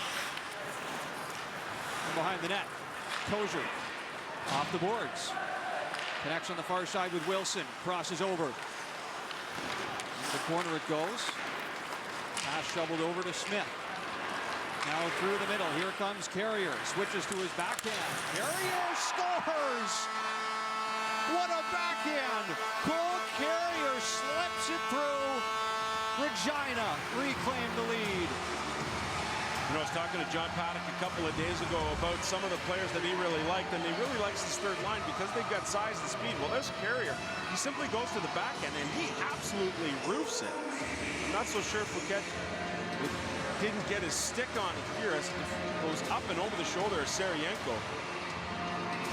And goaltender so apt to go down in those situations when really there's no need to. But that new style of goaltending is get that reverse against the post and try and block as much as the net as possible. Sometimes it leaves that top corner vulnerable. Pocket picked perfectly. Cole Carrier burned Prince Albert in the preseason as well for a hat trick, but not only did he score those 3 goals, Sam, they were all short-handed in the same game. Amazing stuff. 3 shorties in one game. That does not happen often. So you know he's going to see some time on the penalty kill this year. He scores that one, even strength, 5-on-5 as Dubinsky drags it all the way back into his own zone. Outlet pass, stretched down the ice. Bedard is out there with Stringer as well. Looks to deliver this pass across the ice, and it eventually does get there from Tom Cadu. Stringer along the end boards. Lost it. Weisblatt picks it up. His pass is picked off. Regina not able to do anything with it as it's sent back down over the blue line. Here comes Prince Albert. Weisblatt couldn't settle it down. Skied to center again by the Pats. Aquilon, overage defenseman, goes for a bit of a skate. Passes up for Vitelli. Spins away from a hit. And again, it's McNutt. He's brought down, and Logan Nyhoff, for the second time this period, is going to go to the penalty box. And Nyhoff's just shaking his head saying, hey, these are 2 basically accidental penalties. Here he just gets the stick out, and it gets right into the feet of McNutt, brings him to the ice. And as the player who commits the infraction, you're saying, hey, man, be stronger on your skates. Get you back to the goal. There's Fouquet's stick, and you can see the puck goes off of his stick and in. You're doing your best as a young defender to try and take whatever opportunity away. Instead, Carrier used it to his advantage, found that little pocket at the top of the net thanks to the deflection off Fouquet's stick to make it 2-1 for the Pats. So Regina back to the power play. They'll try and make something more of this than they did their last power play advantage, which only lasted about 13 seconds.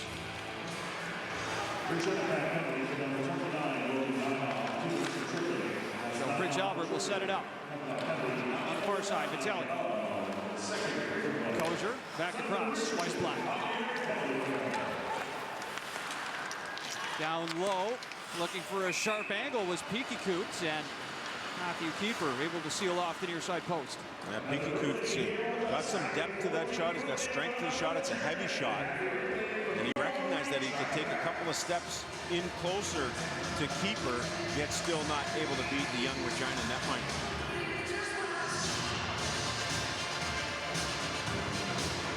Face off again to the glove hand side of Keeper. 10:32 to go in period number 2. Vitelli squares off against Englund. And Vitelli wins it back. Landon Kozer picks it up. Takes the shot, passes off. Weisblatt. And ricocheted off the leg of Jake Johnson high into the air. Held up on the far side. Pops free to Johnson again. And fumbled it behind the net. All sorts of pressure now from Peaky Coot. Herman's there as well. Still battling away along the end boards. Herman with Peaky Coot comes free to the near side. Kozer sends it across. Back up high, Landon Kozer gets it back again, fires a shot. Over to the far side. Dragged around by Vitelli. Hands off for Weisblatt. Weisblatt patiently waiting. Turns it back around for Vitelli. He takes a shot from the face-off dot. Blockered out by Keeper. Peaky Coot settles it down, kicks it over to Vitelli. Back into the corner it goes. Brought away by Regina. Not out. Good pressure on this power play for the Raiders. Peaky Coot takes a hard hit from Riker Evans. Pats. Johnson tries to clear, and again, the clearing attempt is foiled as it's passed over to the far side. Shot. One clatters off the glass as it comes around for Weisblatt. Kozer over to the far side. Another shot in on Keeper. Couldn't keep the rebound. by Riker Evans, pressured all the way to the near side boards by Sorensen. And finally, the Pats get a clear and a much-needed change. Good sixth sense there by Riker Evans to get rid of it. Sorensen was all over him. So Prince Albert unable to capitalize on the power play, but good pressure. At the very least, you hope to create a little momentum for you, and that looks to be the case here for Prince Albert. Nyhoff sends it over to the far side, gets it right back. Nyhoff streaking in on the left side. Forced to the outside the whole way by Aquilon. Stanek separated off the puck as it comes over to the far side. Trying to get that over to Pierce. Settled back down by the Pats. Englot tries to curl a pass around. Picked off. Prince Albert bring it to center. And this one shot in the rest of the way by Zachary Wilson. In over the line onside. Crocker. First round pick in the WHL Bantam draft. The Prince Albert Raiders will try and track this down in the far side corner. Comes out to the line. Back to the near side. Fouquet. Back around the boards it comes behind the net. Tom Cadu held up his man, centering in front and looking for Harrison Lodwick. He couldn't pull the shot as Sfosa comes in the other way for Regina. Sfosa to the outside. Tries to sneak that up high. Seryenko, and the net comes off here in the process. And Seryenko trying to make that save. 7:17 to go in the second period. Carrier with the goal for Regina has the Pats out in front, 2-1.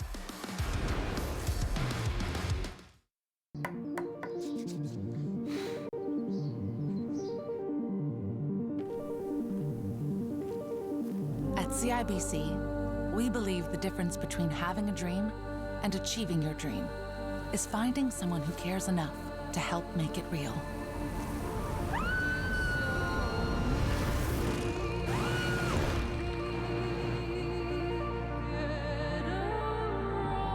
CIBC, ambitions made real. Roll Up to Win is back again because Canadians deserve a reason to win now.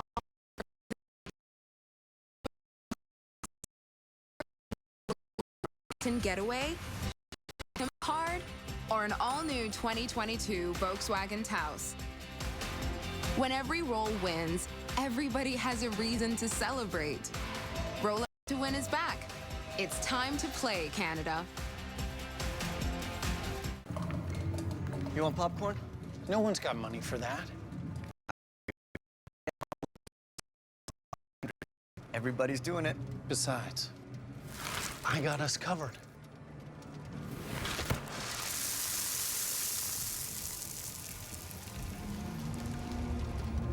Just be cool, be cool. Join the thousands of Canadians who had Shaw Mobile every week.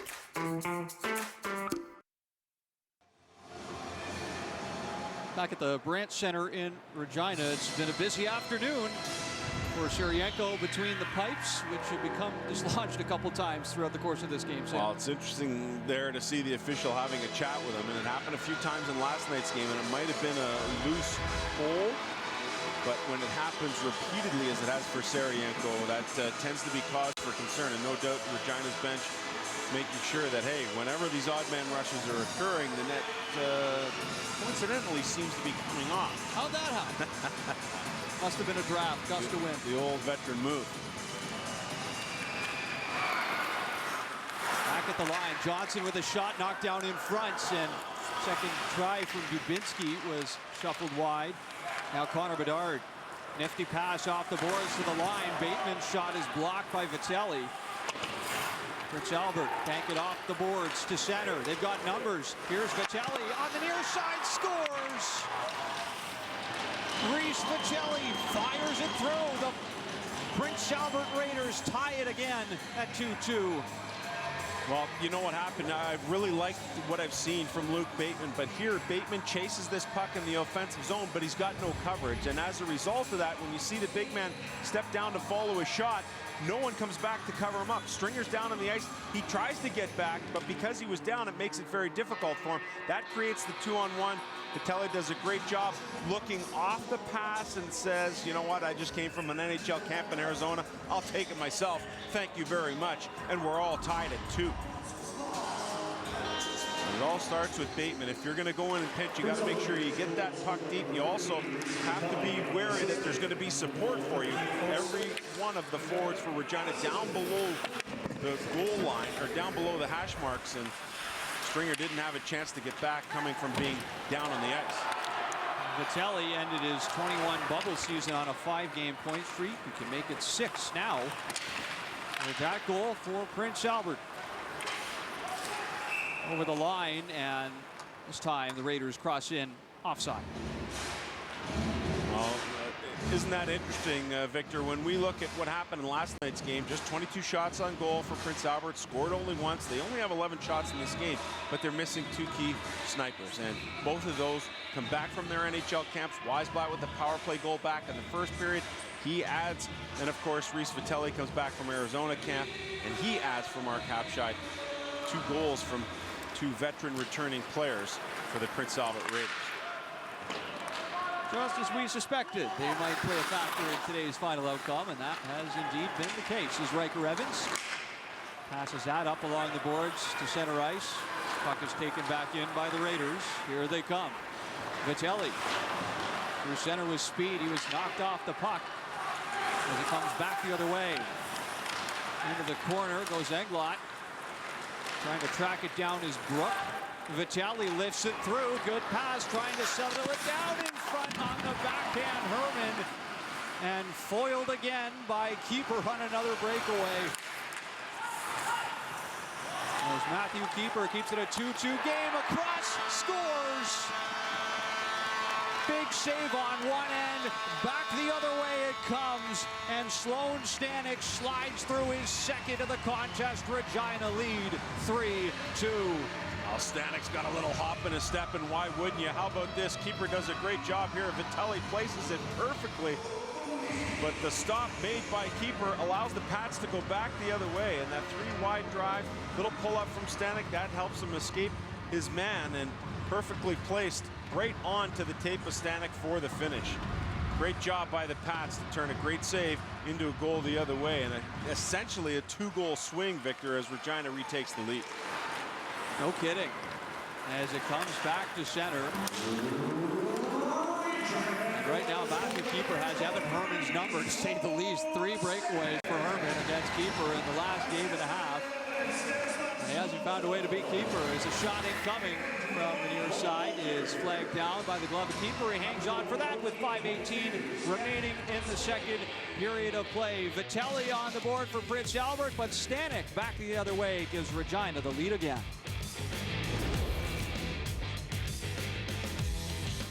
Hey, you want to know how I tidy out my closet with Vinted? It's easy. If I haven't worn it for over a year or it doesn't fit me anymore, I sell it on the app. Vinted is a free app for secondhand fashion.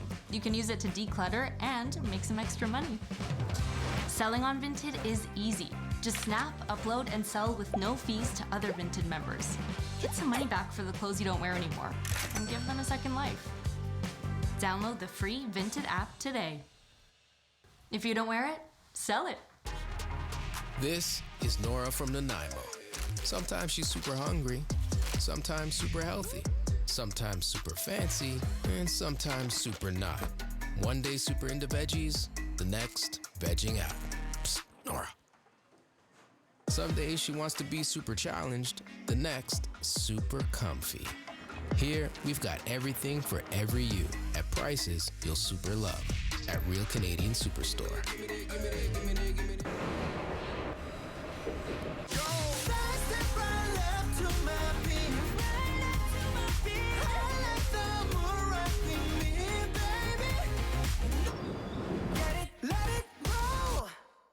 Our obsession for taste takes many forms, textures, and shades.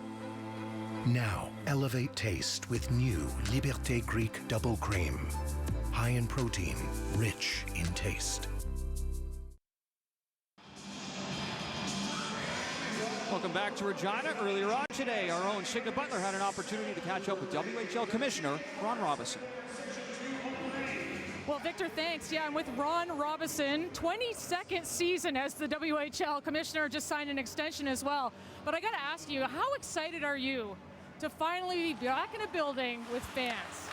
Well, it's great to be here and to feel the excitement around the communities and especially in the arenas now. The fans are back. They're the lifeblood for the Canadian Hockey League and our markets throughout Canada and the United States, and we're just delighted they're back, and you can really feel the excitement in the building. I got to ask you, I know a lot of people talking about Connor Bedard and that 2005 class in general. They're not draft eligible until 2023, but what does that say to the development of the WHL? Well, I really think in not only the WHL but across the Canadian Hockey League, it's an ideal place for players to develop, both on and off the ice, and we're very fortunate that Connor and his family have chosen the Western Hockey League and the Regina Pats to continue his development. He's an exciting young player, and we're looking for great things from him in the future. Now, I know Canadian Hockey League, the largest developmental league in all of the world, but it's not just players who go to the pros. There's a lot of players who end up in U Sports, for instance, and the WHL, they help out with that, right? Well, that's right. We're known, of course, for players who go to the National Hockey League. We're leading supplier to the NHL, as it's demonstrated in the draft and rosters every year, but really we're equally proud of the fact that about 1,000 players in the Canadian Hockey League receive scholarships each season, and many of them go on to play Canadian university hockey but continue their academics and move on and be very successful leaders in business across the country. Ron, appreciate your time, and thanks for this. We'll go back to Victor. Thank you very much, Signa. Of course, Ron Robison has seen a thing or two in his time as commissioner of the WHL, but nothing quite like the bubble season last year, Sam, and a big accomplishment by the WHL just to get a season in 2021. When you're dealing with so many different health authorities, from provinces to the states in the U.S., I mean, what an unbelievably difficult task it was for Ron and his staff to even get anything accomplished last year. So bravo for that. Congratulations on getting that done. But obviously the financial strain and whatnot, everyone excited to be able to be back on the ice, be in a rink, have fans attend. An amazing job by Ron, his group, and the rest of the Western Hockey League, their teams, general managers, owners. It's been tough sledding, no doubt. And it continues to be a day-to-day situation. Of course, it's great to have WHL junior hockey back and fans in the building, but it doesn't mean by any standard that we're in the clear just yet for this season. So still perhaps some hurdles to jump as the year goes along. Everyone's got to pay attention, and everybody's got to do their part. And that's the way it's going to work, not just for hockey and sports, but for life in general moving forward. Well, 3:45 remaining in the second period of play. Both teams trading goals back and forth, but Regina with the last strike. Stanek second of the game, his first career multi-goal game in the Western Hockey League. Here comes Dubinsky over the line, throws on the brakes and feeds Stringer, who gets bowled over as the net comes off the moorings again. And it keeps coming off, and you can see the officials, they're talking to the rink crew here. We got to get this thing drilled out properly and make sure that this net stays on. And Stringer, he had Bedard on the open side all alone. The puck started to bounce just as he got hit, and that impacted the pass over to Bedard, hopped over his stick. And you know, we talked about this a little earlier in the period with the net coming off. Stringer gets knocked down. That affects the pass. It goes between the skates of Bedard. And a little nudge by Seryenko knocks the net off yet once again. Yeah, it wasn't much. It dislodged the net that time. So we'll see if there's any extra attention paid to that during the intermission. In the meantime, we'll set up blocker side. We'll check that glove hand side on Seryenko. And Regina win the faceoff back to the line. Looking to set up. Nice defensive stick from Hayden Percala gets in the way. Regina try and stay with it. Looks like Crocker might have taken some lumber up high. That goes undetected by the officiating crew.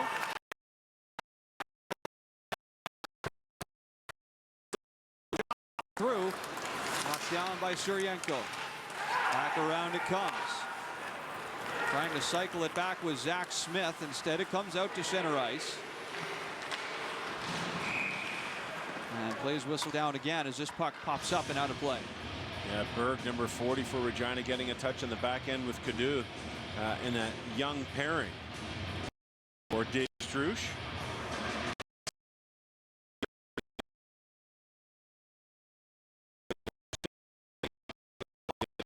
Sacrificing yourself for the development of someone else, or you've made too many mistakes. So in the case of Berg, the preseason makes the squad coming out. He happened to be the guy out of the lineup last night, but draws in this afternoon for Regina. Leighton Feist is a healthy scratch today after having played last night. A couple other youngsters as well out of the lineup who played last night for Regina as well. This is ramped into the zone by Prince Albert. Gently ahead for Nyhoff, who sends it in off the boards. All the way in behind the net. McNutt swings it back around. Trying to keep it in is Nyhoff. He battles forward along the near side. Comes back out for Prince Albert. And here's McNutt. Up to center. Slips his way through. Sends it in the rest of the way. Prince Albert will change. Nyhoff on the left wing. Crosses in over the blue line. Nyhoff recently getting a look as well himself from the Anaheim Ducks. And Connor Bedard line back on the ice for Regina as this one's swatted away by Kosier. Held in by the Pats. Here's Stringer. Dubinsky out in front. Stringer goes into the end boards as he passes it around for Svozil. Back to the far side.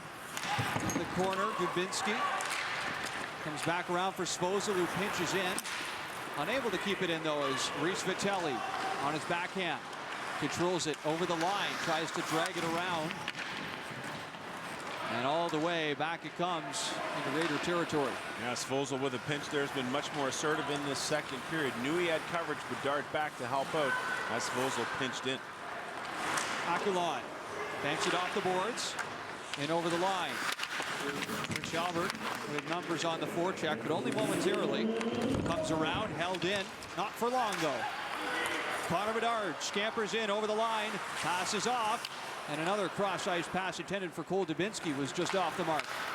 And the final minute of play in this second period, Zach Smith retreats to center ice. Over the line and not onside, says the linesman. So back to center we go. Been a couple of occasions in this game where Connor Bedard has had numbers and elected to try and pass the puck with the great shot that he has. I'm sure that's something that Dave Strush will be talking to him about on the bench. And yes, you're an exceptional player. You have that spotlight on you, and you don't want to be known as someone who keeps the puck all the time. But having said that, when you shoot it as well as Connor Bedard does, if he looks up and down the bench, I'm sure the rest of the group's going to be saying, oh yeah, don't worry about it. Shoot it, young man. You see, he's already got the A on his chest as well. He is the youngest Pats player in franchise history to have a letter at just 16 years old. Low in the zone. This is centered, and a shot from point-blank range is denied by Suryenko. And that one's lobbed right in on Matthew Keeper. He had to be careful with it, and he hangs on for the whistle with 13 seconds to go in the second.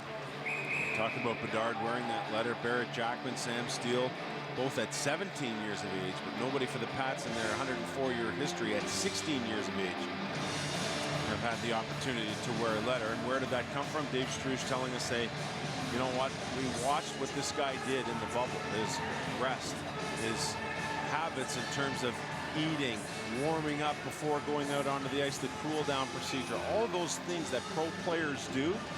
It's already instilled into his game at a young age, and he can really set an example for those that come after him for this Regina team. Of course, passed on by Drew Englot, Logan Nyhoff, already excellent leaders in their own right. Bedard to follow those guys.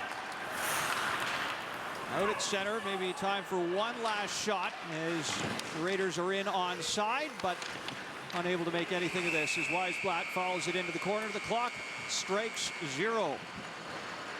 An exciting second period in the books. Both teams trade goals, but Sloan Stanek with his second currently has Regina in front, 3-2. We send it back to Andy Petrillo.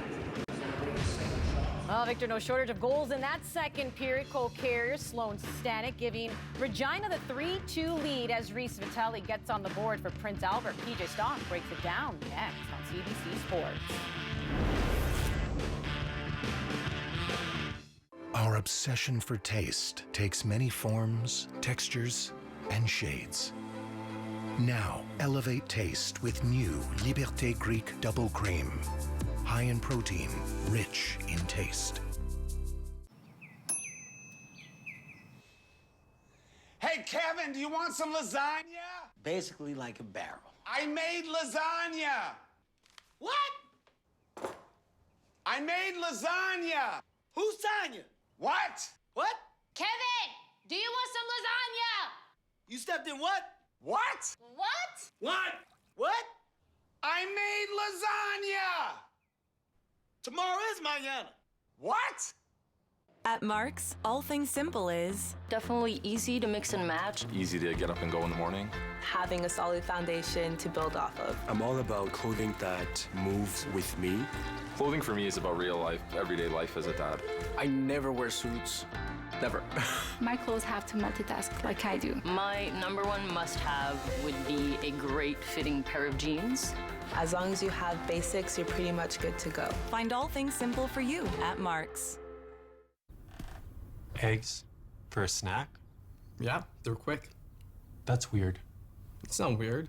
You're weird. You never asked for help. Eggs for a snack isn't weird. You're weird for thinking it's weird. Quitting, it's not easy. So don't do it alone. With Nicorette in your willpower, you're twice as likely to quit smoking. Today's the day. Join the quitters. Nicorette, let's do something amazing. It takes guts to run a business, to run a household, or just to run farther than you did yesterday. You've got guts. Activia, it starts inside.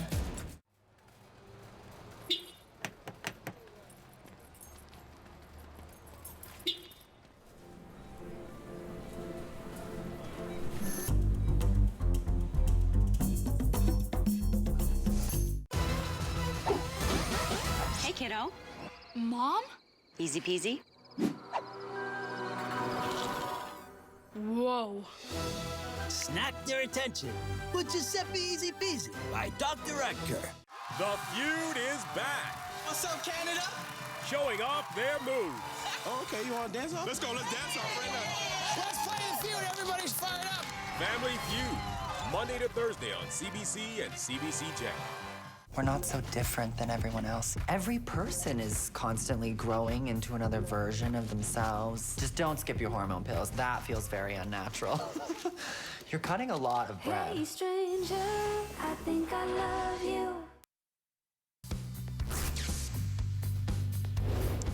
The first full CHL season since 2019 is finally underway. The CBC's Miles Dichter has broken down the season to come, including analysis of the league's two brightest stars, and they would be projected #1 draft picks Shane Wright and Connor Bedard. For that and much more, be sure to head on over to our website at cbcsports.ca. Regina Pats leading the Prince Albert Raiders 3-2 after 2 periods of plays. We welcome you back inside our CBC Sports studios. Andy Petrillo alongside PJ Stock. No shortage of goals, as I said, in that second period. We saw 3 of them. Let's get to a couple of them. Regina Pats, it was just a 4-on-4 that had ended. Cole Carrier gives Regina the lead. Yeah, and Carter Sarienko was so great. Last night he had 39 shots against him. Tonight, halfway through the second, he's already at 19. Well, he was at 18. This ended up being the 19th. I thought he was pretty much the difference in the game right now. I thought Regina was kind of bringing it to him, but I thought that he's been brilliant all night. And this was kind of the one little, again, 39 shots last night. That's his 19th already tonight, and that's a great power move by Cole Carrier down to his backhand side and just gets this up over Sarienko top. Almost looks like he's falling, which, again, I gave him the benefit of the doubt. He was brilliant last night, and he's been brilliant so far tonight. Carrier has featured in all 3 of Regina's goals today. That was his goal, and he's picked up assists on the other 2. Reese Vitale tied it up for the Raiders. But then they restore the lead, Stanek getting his second of the night, but it started with the goalie. Yeah, got to give some goalies some. I'm not a guy that likes to give goalies some love, but today this actually was a great kind of momentum shifter. And you're going to have Reese go down on the opportunity, a chance to score. Great power move again. Great save right there by the keeper. And then here it goes. Svozil to Stanek. Stanek's going to get it up. Move it to Carrier. Carrier back to Svozil and backdoor to Stanek. That is beautiful hockey.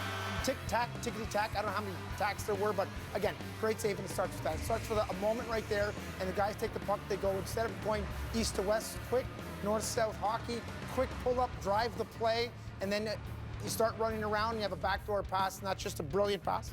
I suppose over to Stanek. So beautiful hockey. Yeah, much better second period, which we pretty much predicted. We knew that first period, maybe just getting some nerves out of the way, right? TV. There you go. So a lot better. But again, if you look at the names right now on the score sheet for the Regina Pats, there's one name you're not going to see, of course, and that's Connor Bedard pumping his tires, rightfully so. But this has to be a frustrating afternoon for the young phenom. Well, last night he gets 2 goals. So what do you want to do?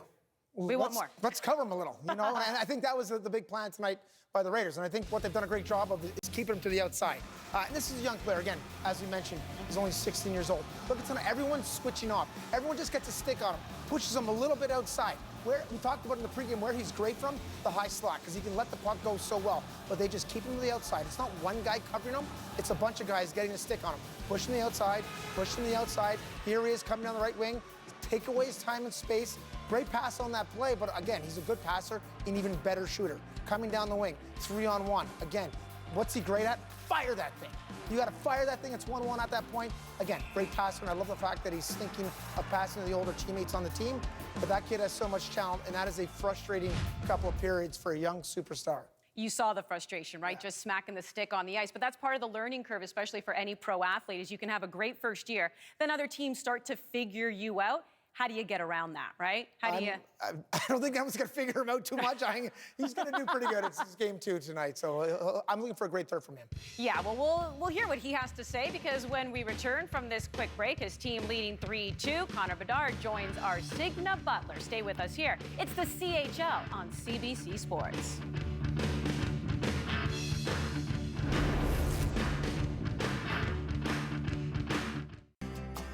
Roll Up to Win is back again, because Canadians deserve a reason to win now more than ever. And with more prizes than ever, you may be one roll away from a Hilton getaway, a Tim card, or an all-new 2022 Volkswagen Taos. When every roll wins, everybody has a reason to celebrate. Roll Up to Win is back.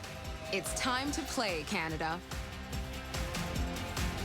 Our obsession for taste takes many forms, textures, and shades.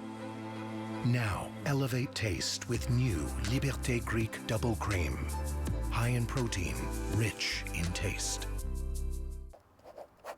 Now that Party City's at Canadian Tire, I've got some pretty great party ideas. Birthday rewind. Friday. And tea time. Sunday scaries. Rainbows. With hundreds of locations across Canada, Party City at Canadian Tire makes it so anytime can be party time.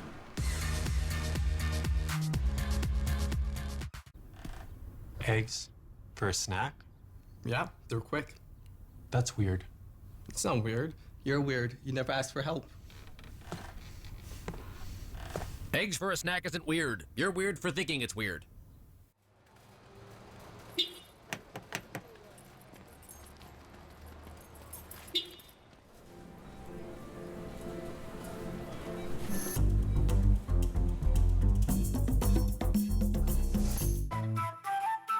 We all need something gentle to take the weight off our shoulders, and something plush to help us put our best foot forward.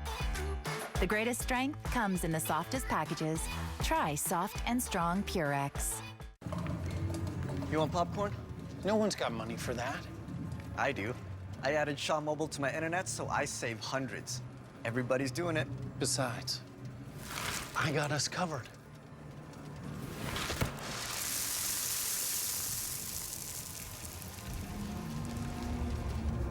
Just be cool, be cool. Join the thousands of Canadians who had Shaw Mobile every week.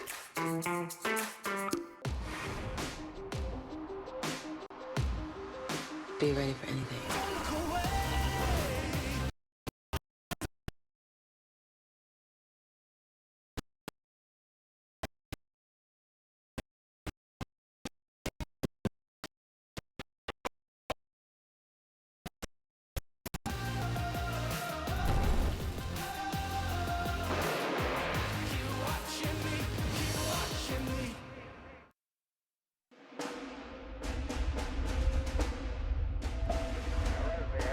Regina dumps it into the corner.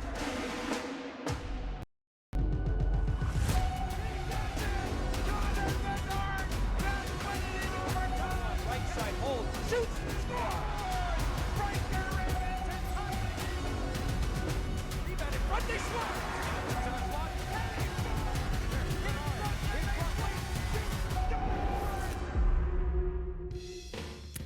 Just over 2,000 fans taking in this afternoon game as the CHL on CBC after 2 periods of play. Regina leading Prince Albert by with Signa Butler. Connor, you've got great chemistry going on with Dubinsky and Stringer. What will it take for you guys to break through Sarienko? Yeah, I think we're getting a lot of chances. We've had a lot of zone time, and I think if we just keep putting pucks on net, one of them's got to go in. So just kind of keeping the puck. I have to mention about your youngest player ever in Pat's history to wear that. What does that mean to you, and the fact that they've put this faith in you as a leader with the club? Yeah, it's definitely pretty special. It's something everyone wants to have and have the honor to have. So I think when I was told that, I was definitely really excited. Sloan Stanek's on fire tonight. What have you seen from his game? Yeah, he's been playing great. That whole line has been playing great, and they always do. So it's definitely good to see him put a couple in and that line play well. Thanks for this. Yeah, thank you. Okay, Andy? Well, Signa, after 2 goals last night, he's looking to get on the score sheet here. 1 more period to go. And as you know, here on CBC Sports, we're bringing games from all 3 Canadian junior leagues. Today it's the WHL. And then next week, it's the Quebec Major Junior League. You have Shawinigan taking on Rouyn-Noranda. Our coverage begins 3 p.m. Eastern right here, CBC Sports, and of course on the CBC app as well. Regina looking to close it out. Raiders hoping to avoid starting 0-2. Victor and Sam after the break.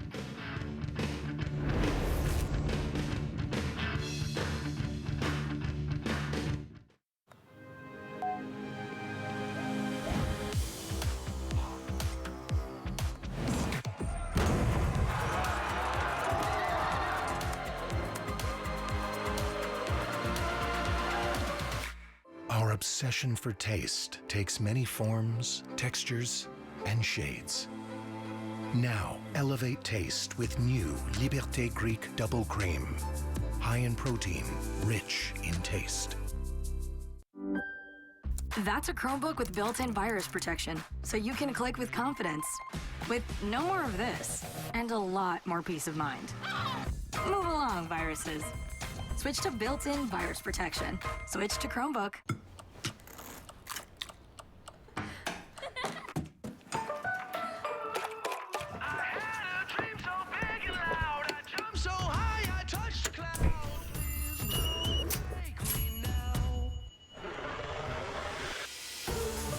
Breakfast sounds better together, doesn't it? Make it even more special with the hazelnut and cocoa taste of Nutella.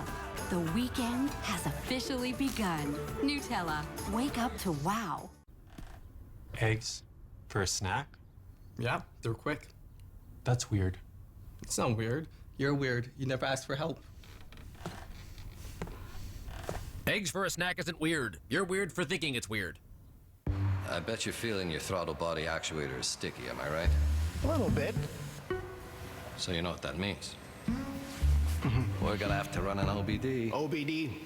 I was thinking. Right. And while I'm under there, I'm gonna look at... Bottom part. Under bottom. Okay. Vehicle lingo can be confusing. We'll make it simple with Fountain Tire's Digital Vehicle Report. We don't just tell you what's going on, we show you. Oh. Fountain Tire. We're on this road together.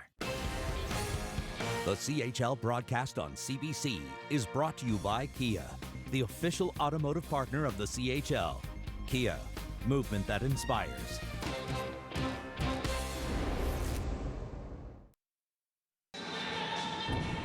Getting set for the start of the third period of play between the Regina Pats and Prince Albert Raiders. Sam, we talked at the outset of this game that the Prince Albert Raiders were getting two big pieces back in Ozzy Weisblatt and Reese Vitelli. It has not taken them long to show that they are indeed difference makers in this league. Weisblatt on the power play, and then on a 2-on-1, it's Vitelli who keeps it, who looks off Herman. And of course, when you're struggling to find offense, you look for those NHL experienced players to do just that. Both of them getting on the board. Vitelli there unassisted in that second period. Regina leading at 3-2. Svozil with another point here, and a little bit different looking player in this game than he was last night. But nice to see that things coming together here for both of these squads in a tight game going into the third. Well, Mark Habshai leading the charge behind the bench for the Prince Albert Raiders. I alluded to this earlier on in the broadcast too, Sam. One of many grizzled vets of the WHL League, but certainly he's a guy that's had a lot of success along the way. Yeah, no question. It goes back to when he was drafted by Edmonton as an NHL player in the 81 season, 350 roughly NHL games, played at about a half a point per game, and a guy who played with Canada's national team, and of course has really made his mark in coaching. And I remember going back doing a game in that 03-04 season when Shea Weber was playing for him in Kelowna, and it was unbelievably. Took my partner Peter Labardius into his room at that time and showed us some of the defensive strategies that he was employing with Kelowna, and of course those things have carried on years later. Really known for the defensive, hard-nosed style of game he brings to the table for his clubs. That's evident yesterday in the opener at home at the Earthhauser Center. Evident again, once again, and when we in this game. But you know, think about Nolan Allen not being there. Think about Caden Gooley not being there. You think about the difficulty that Prince Albert has had generating shots over these two games. When you don't have those defensemen who move pucks so well to your forward, you're relying on a younger group, shot totals tend to go down. We've seen that from Prince Albert through one game and two periods so far. They have been puck chasing an awful lot through the first few games of this regular season against the Regina Pats, but they have managed to cash in on some opportunities as well, and that's all you need, Sam, in order to stay around and stay within striking distance, down by just one goal heading to this third period. Yeah, that's just it. I mean, you're on the road. You got the tough turnaround. You know, PJ mentioned off the top of the broadcast, 4.5-hour bus ride left at about 6:15 this morning to get into Regina, and so there they are. They're up on the bench. They're fired up, banging the sticks. Mark Habshai has them ready going, and you're thinking, hey, just one goal here on the road. Let's go give it our all for 20 minutes. Prince Albert still feeling like they're right in this game, and rightfully so, down by just one as we start this third and final frame of regulation hockey from the Brandt Center. As early on, Englot looks to get a shot in on Suryenko, who was awfully busy in the second period. Managed to weather most of the storm, though, from Regina, as here's an early penalty, almost 30 seconds into the third period. Gisselson steps up on Riker Evans, who again has been so assertive, the Seattle second rounder in neutral ice, and he'll end up taking the penalty against Riker Evans. Now, you just talked about Mark Habshai and his team coming out just down a goal here in this third period. Good cut to the middle of the ice by Evans creates the penalty for Gisselson, who stepped up to try and eliminate Evans from the play, and the most inopportune time. Jeff Truitt not too happy, and nor is Mark Habshai with Regina getting this power play. So the Pats are back on the power play, and they set it up with Riker Evans. Slides it over to Dubinsky, who gives it right back. Evans, the shot squeaks through. Riker Evans from the line. Suryenko got a piece of it, but it wasn't enough, and the Pats extend the lead to 2. Well, this is crazy. We saw it in last night's game where PA said, you know what, we're going to turn this into a 4-on-3. We're going to put a guy strictly on Connor Bedard to take him out of the mix altogether, and that's exactly what they do. So if you look on the left side of your screen, Connor Bedard is simply taken, and now it's turned into a 4-on-3 situation for Regina. They take full advantage of that extra ice created to them with Stringer in front of the net. Evans gets the shot on goal. Sarienko has difficulty seeing it, and very similar to Bedard's second goal in last night's game, Sarienko gets a piece of it, not all of it, and the Pats extend their lead. So we'll wait for the official word on that, Sam, but I wonder if Zach Stringer in front might have caught a piece of that as well. If anything, he was setting the screen, not making anything easier in front of that net for Sarienko. And we could barely get it out of our mouths, Victor, about how inopportune a time that was for Prince Albert to take a penalty, and it goes and it bites him in the rear end. So the official announcement in-house is Zach Stringer, who gets the goal, his first of the season. Off-season acquisition from the Lethbridge Hurricanes. Former first-round WHL pick, and a guy to add some skill to be able to play with Bedard, along with Cole Dubinsky on that left side. Bedard up the middle of the ice, and Stringer able to pick up the goal for the Pats, extend that lead, and doing it on the power play. He's a good minor hockey player in his day in Lethbridge, teammates with Ridley Greig and Bowen Byram. Good minor hockey team there in Lethbridge. Of course, Byram will make his mark with Colorado. Ridley Greig knocking on the doorstep with Ottawa. Return to the Brandon Wheat Kings, where he plays that menace style of hockey that PJ Stock knows a lot about. Some say he wrote the book on it. Back out to center. Here come the Pats. In over the blue line. Near side. Carrier. Already scored once today from the backhand. This time opts to go all the way around and all the way back into Regina's end. Comes the puck. Tapped over by Niall Crocker. Pacala guides it back to the line. Gislason to his backhand. Tries to slide it in. Back to the point it goes. Pacala's shot knocked down by keeper. Big rebound. Pacala back on it again to the nets and can't slide it through. Still loose in front. They chop away. And keeper able to hang on to that. Stays off the goal line and gets the whistle. Oh, lots of post-whistle scrumming going on here. And the Raiders showing some of the frustration in their inability not only to create plenty of shots, but when the shots do go the way of keeper, that he's been there to make all the necessary stops. And he does a great job looking around all this traffic. He's calm back there. Efficiency of movement. He's faced one-on-one. Forces the Pacala to make that first move and then keeps his ground in the goal before covering it up. And I love what keeper's been able to do. It's tough for any goalie, let alone a young guy on national TV, as BJ talked about 2 intermissions ago, to be able to keep your calm and to keep focused, especially when the shots have become as intermittently as they've happened here for him. He's just done a great job maintaining his focus. I love what the young man's bringing to the table for Regina. Coming into today's action, Regina Pack goaltenders had a combined 17 games of WHL experience between the 3 that they've got right now. But that doesn't appear to be a problem for the young 17-year-old from Winnipeg and Matthew Keeper. Yeah, what an excellent job just maintaining that focus and really making all the saves he's supposed to make, which is what Dave Struce said before the game. He did exactly what we expected him to do. There's a turnover. Regina looking out in front to center that. It comes back the other way for the Raiders at center. Vitelli sends a pass over, looking for Weissblatt. And this trickles in to the Pats end. Berg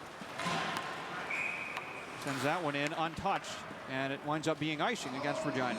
Yeah, it's going to be really interesting to see how the entire Canadian Hockey League plays up. But when we look in particular at the Western Hockey League, we thought about Prince Albert being in the midst of a 3-year run. That's obviously come to an end. They may move some pieces to start a rebuild. Dave Struce and his club have come off a great 2017-18 season, a great 2016-17 season, and they're on the upswing now, of course, led by Connor Bedard. But who are going to be the contenders? Are we talking about the Edmonton Oil Kings? You know, are we talking about the Brandon Wheat Kings, or are they too young? Winnipeg looks to be poised to do some damage. Big win, 10-2 last night. Lethbridge, another big win over Calgary, 9-2. So it'll be interesting to see how this all plays out, basically with a year-and-a-half missed of action. Junior hockey is always unpredictable, but even more so this year with the lack of context for teams coming into the season with inexperienced players. Should make for an entertaining season As it settled down at center. Worked in the rest of the way by McNutt. Picked up by Berg behind the net. He's pressured by Sorensen. Over to the far side. Out to center ice. Here comes Cole Dubinsky. Tries to weave his way through the Raider defense. On the far side boards, Dubinsky sends it down low for Stringer. Out for Connor Bedard, and from a sharp angle, can't get it to go. Dubinsky back to the line. Too hot to handle for Johnson. He's got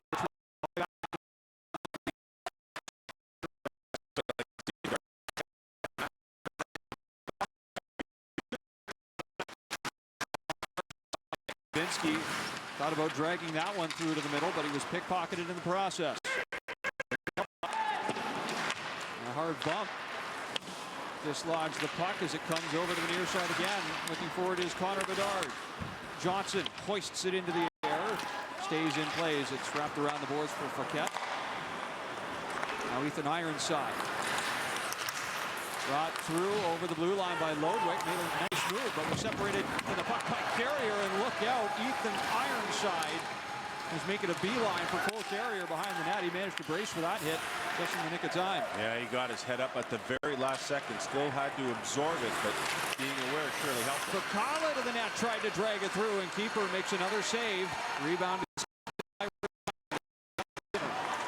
over the line, they let it go.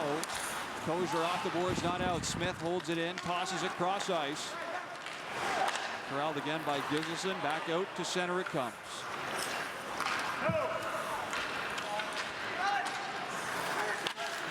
First to it is Giselson. Smith in hot pursuit. Into the corner they go. Englot. Digging forward as well with Smith. Pakala looking in there with Kozer. And the Raiders break out to center. In over the line. Dragging it toward the middle, and no shot. A nice move from Ozzy Weisblatt. And it comes back out to center.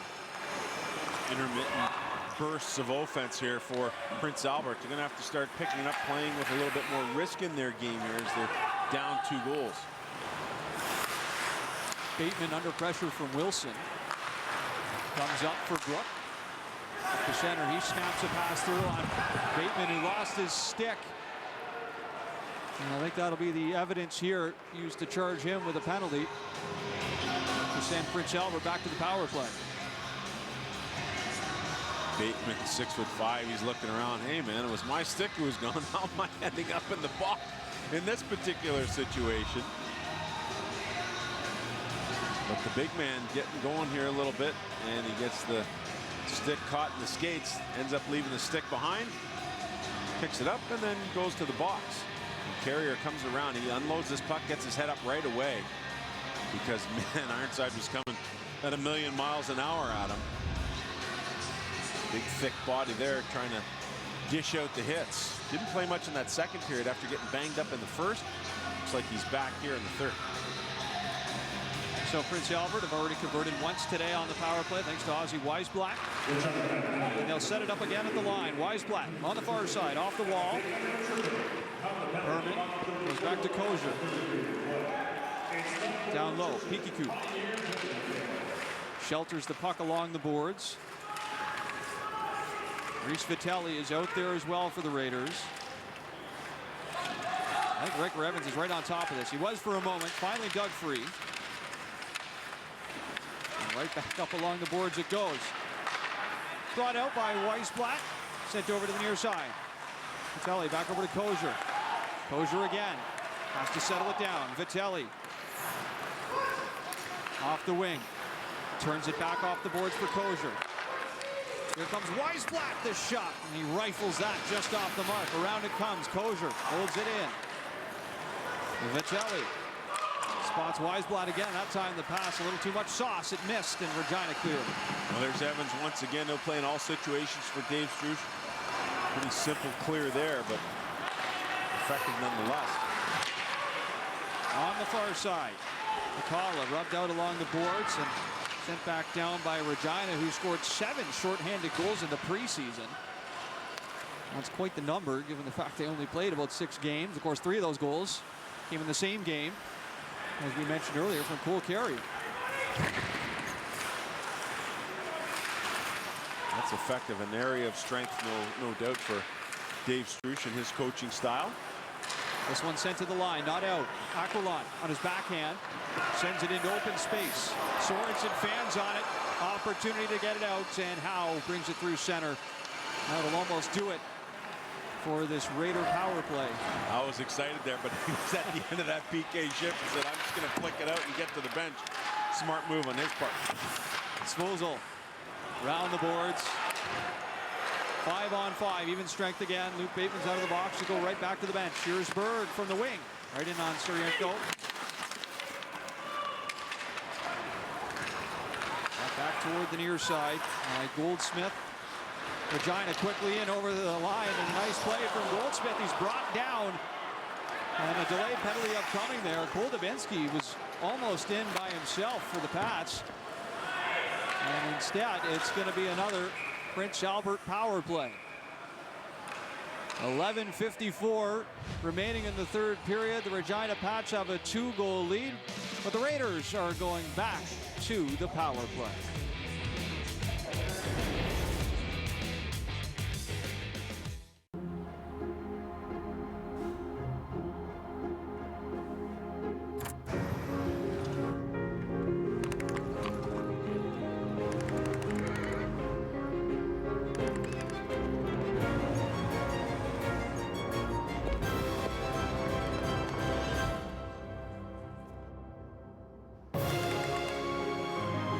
Inspiration is out there.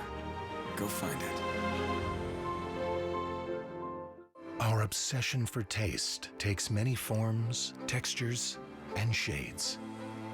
Now, elevate taste with new Liberté Greek Double Cream. High in protein, rich in taste.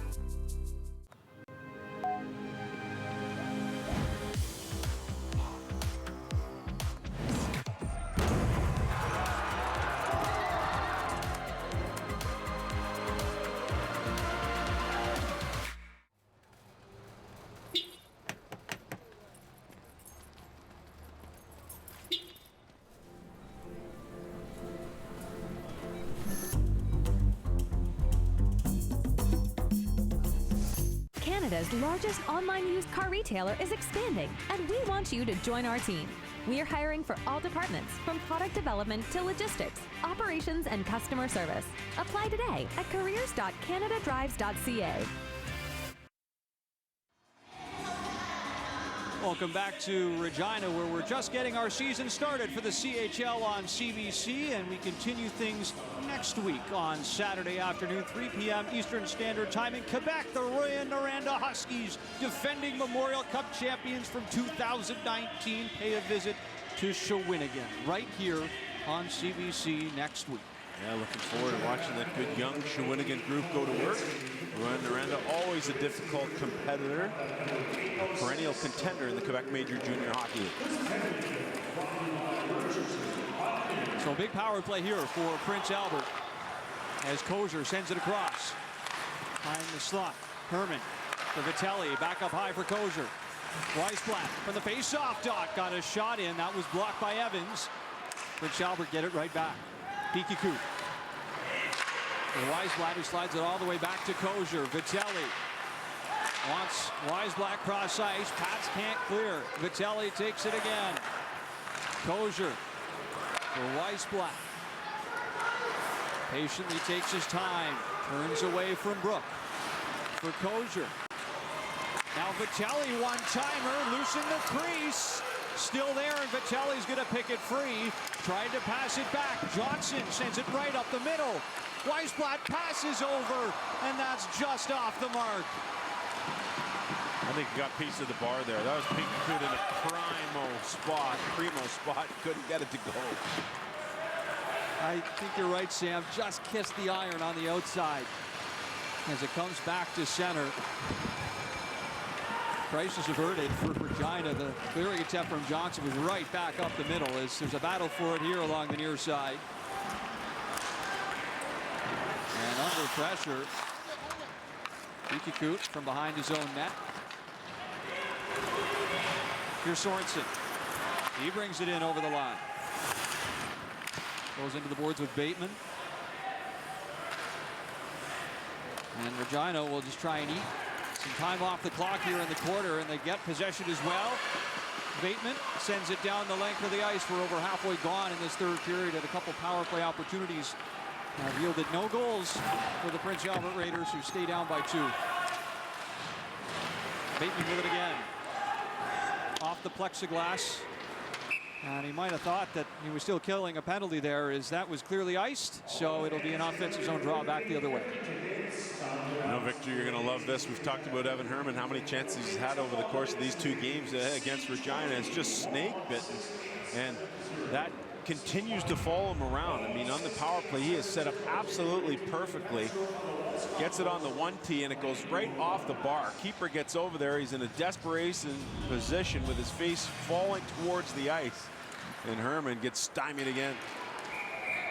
Well, you could see the look of exasperation on the face of Evan Herman after that one. He had a nice bubble season with 8 goals, almost a career high. He had 9 from the season prior. Just a game of inches really is what it comes down to. I mean, you score there, it's 4-3, plenty of time left.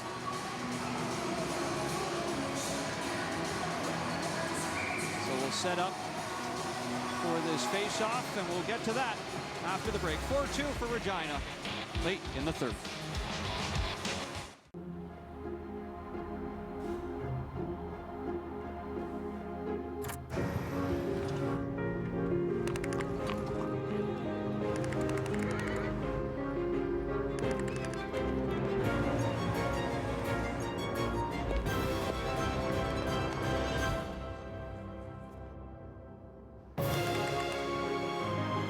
Inspiration is out there.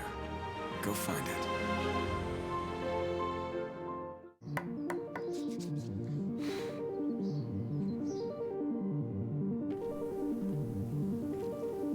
At CIBC, we believe the difference between having a dream and achieving your dream is finding someone who cares enough to help make it real.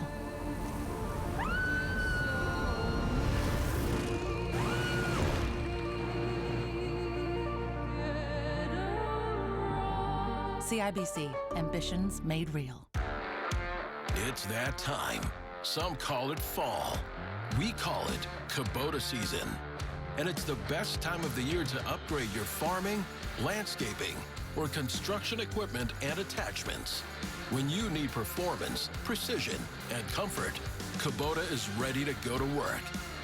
This season, we'll help you get it done, and done right, because your work never stops. And neither does Kubota. Face-off upcoming in the Regina Pat zone. Ozzy Weisblatt is going to step in to take this against the exceptional status player, Connor Bedard.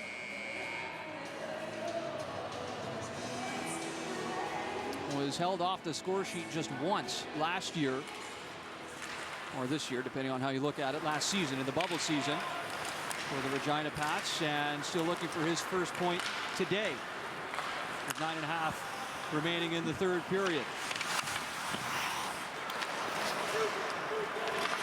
From in front of the Prince Albert net, it's brought out to center.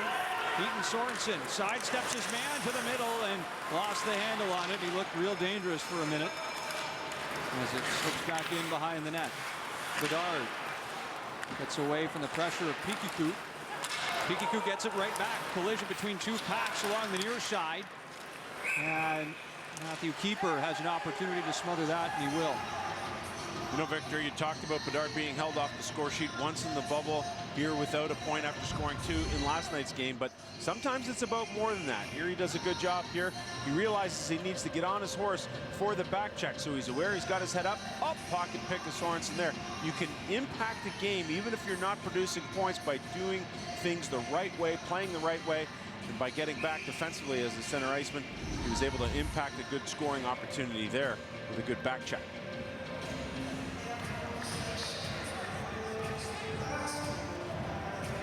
See if he's got a little something left up his sleeve through the late stages of this game. John Paddock has described him as being a player of the moment for the Regina Pats through his still young and early hockey career. So exciting to watch him along with Shane Wright of the Kingston Frontenacs, which we will feature on the CBC as our final game of our package in November. That's Looking right. forward to watching Shane. Kingston Frontenacs, Mississauga Steelheads coming up in mid-November. This is sent out to center ice by Englot. High can't do much with it. It's back the other way. Here comes Vitelli threatening for the shot, but it was stifled by Bateman. And he rubs him out along the boards as well. Nyhoff, short pass over to Bateman. And Bateman shoots it in. Soryenko out to play it. Over to Fouquet. Pakala. Back into the Prince Albert zone. Gisles was there.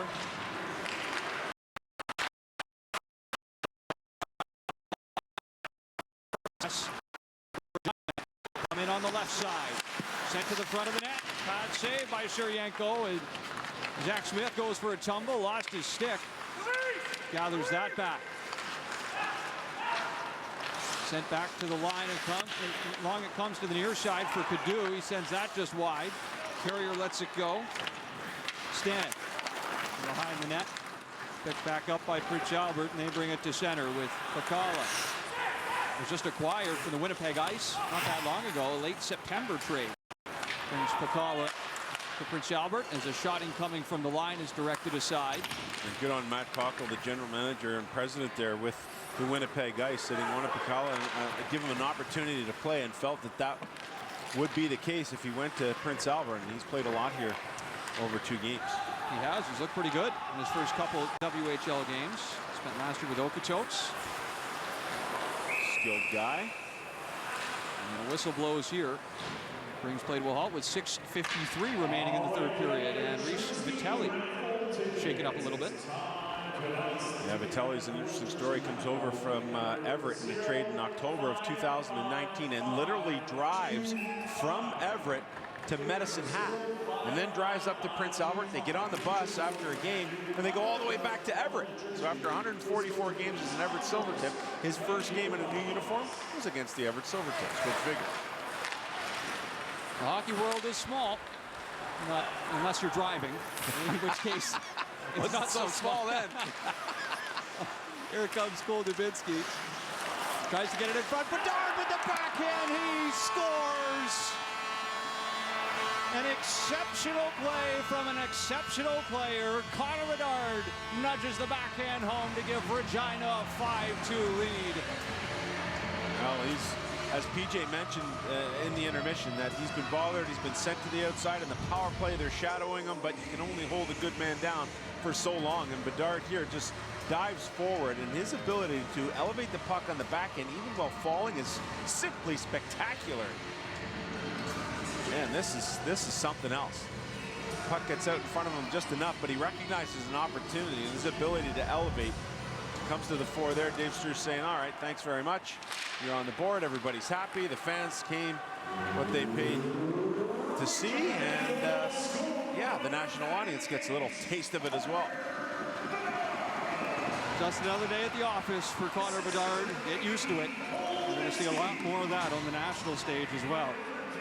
A couple of hat tricks last night. Josh Williams in Edmonton, Boyko and Lethbridge. He's got to catch up. That's the one thing he's yet to get in his WHL career is a hat trick. He's had 4 2-goal games, including his WHL debut. But my money is that Connor Bedard will have a hat trick at some stage of his WHL career. Yeah, I'd say before the calendar turns. Before we get into 2022, that box will be checked. So Bedard's third of the season gives the Regina Pats a rather comfortable 3-goal lead. With a little over 5.5 minutes remaining in the third period of regulation. Giselson passes off. Upswing down the left side. Evan Herman. You know he wants a goal today after all the close calls he's had. Goldsmith with a shot redirected high. And Regina take it in again, and up the center they come with Zach Smith.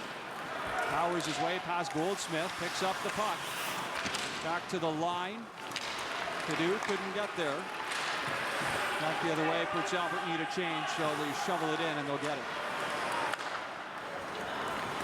Smith again from long range, right in on Sarienko.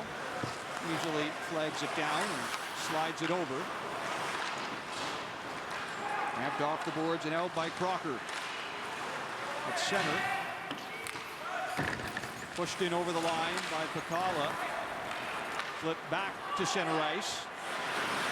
Cole Dubinsky with the pressure on Kozer. He managed to evade him, and now here comes Pakala. And on the right wing, passes back, and the shot is sent wide of the net. There's Evans again on the clear. He's been great again this afternoon for Regina. Back to the far side it comes for Crocker. They'll hoist it in.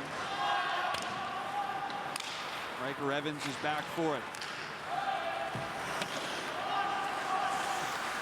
Back on the near side.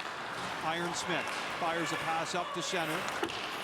Wilson on the near side. Sends it around. First to it is Englot behind the net. Short pass over, and that starts the breakout for the Pats. At center. Svozil. Out there with Bateman. And over the line on the left wing. Englot back for Nyhoff, who sends a shot in. Sarienko manages to keep that out. Back to the line. Bateman can't hold it in. We've really seen Sam, Dave Spruce, try, I think, just about every combination possible on the back end as he looks to find some chemistry with his defensive group. You know, when push comes to shove, though, and you get into the middle of the season and Svozil starts to adjust to the smaller ice surface and the pace of play here in the Western Hockey League, you can pretty much count on he and Evans playing 25 minutes a night and upward. And when you have that luxury as a coach to essentially eliminate half the game with your defenseman, that's a huge, huge luxury to have. Here's Nyhoff to the nets, and he couldn't slide that home. As it comes over to the far side, off the boards, Zach Smith cruises into the slot, takes the shot, and Sarienko shuts the 5-hole. Johnson off his skate to the net, pinballs around, still loose. No shot from Nyhoff. He was stick checked at the last second. Now Johnson with it in the slot, and he fires that right into the outstretched glove of Sarienko. Connor Bedard gets the latest goal for Regina. They're in control 5-2 on the CHL on CBC.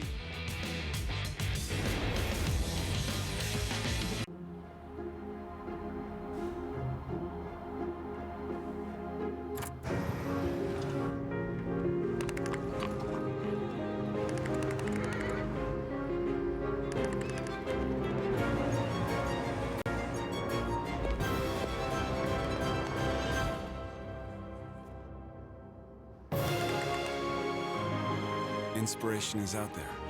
Go find it.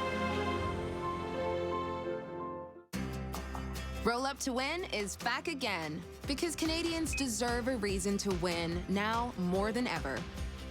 And with more prizes than ever, you may be one roll away from a Hilton getaway, a Tim card, or an all-new 2022 Volkswagen Taos. When every roll wins, everybody has a reason to celebrate. Roll Up to Win is back. It's time to play, Canada.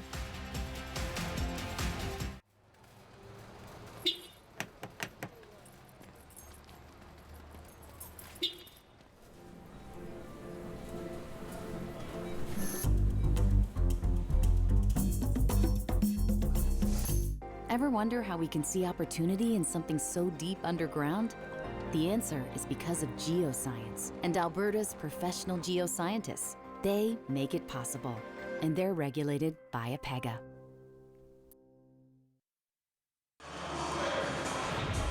Carter Sarienko has been the busier of the two goalies in this afternoon's contest, and Sam, he gets the nod for save of the game. It does a great job here going post to post to take an opportunity away from Dubinsky. That line with Dubinsky, Stringer, and Bedard has been buzzing all afternoon long. It's Dubinsky who's foiled by Sarienko, who played extremely well in last night's game and has done his part here this afternoon for Prince Albert. Save of the game brought to you by Real Canadian Superstore. Everything for every taste.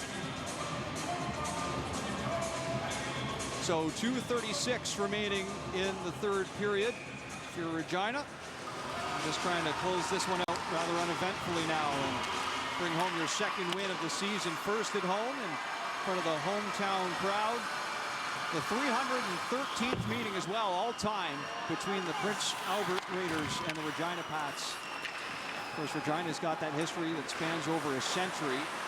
Prince Albert Raiders go all the way back to 1971, although they didn't enter the WHL as an expansion franchise until the 80s.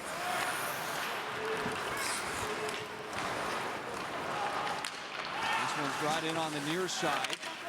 Brought down going into the boards, Zane Rowan.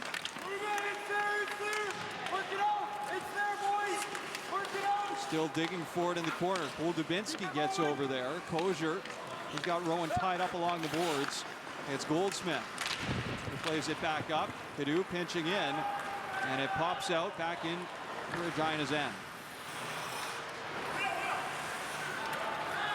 Berg from behind the net. And he fumbles the pass. Turned over is Pakala all by himself. Got sandwiched by the Regina defenders. Couldn't make anything happen.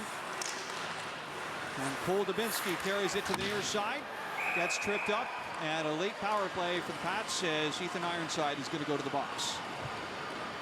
Ironside again asserting himself in this game physically as much as possible. But this one here, again, just the stick in the road. And how many of those lazy stick calls have we seen today? And that tends to happen when you get into the back-to-back. PJ talking with Andy at the intermission about, hey, it's only about an 18-hour turnaround. That doesn't happen in the NHL. It happens obviously in the CHL and here in the WHL, and some of those lazy stick penalties occurring as a result. Still early in the season as well, trying to iron out a lot of kinks in the game and the systems for both of these teams. Another chance for the Pats to go to work on the power play. Here's Connor Bedard sprinting up toward the middle, and he was brought down. He was threatening over the line as Riker Evans sets up shop at the line. Passes over to the far side. Given back to Evans. Shot carries wide off the glass. Dubinsky is worked over along the near side boards. Evans sends it back to the far side looking for Nyhoff. Instead it comes out to Bedard at center. Bedard goes for his skates and a little bit too eager there as Nyhoff didn't have time to get back in onside. You could see the young man about to wind it up and neutralize. He recognized that a couple of the PA penalty killers are trying to get off on a change, and so as that happened with his head up as it always is, Bedard started to take off and just got a little too anxious in going over the line in the offside. So the face-off in neutral territory. Braxton Whitehead gets some power play time. Dave Struess trying to get some of the youngsters out there for one last shift. In a game that the Pats have controlled throughout the majority of this third period. A couple key penalty kills in the first half of it. Got Prince Albert off the board. That's allowed them to cruise to victory this afternoon. Final stages, Whitehead behind the net. Comes loose to Howe along the near side. Back to the line, Berg sends it to the far side. Snap back across, corralled by Howe. Final seconds, one more shot. Sherienko to save. And loose in front for a moment. The buzzer sounds, and Regina take the 5-2 win at home.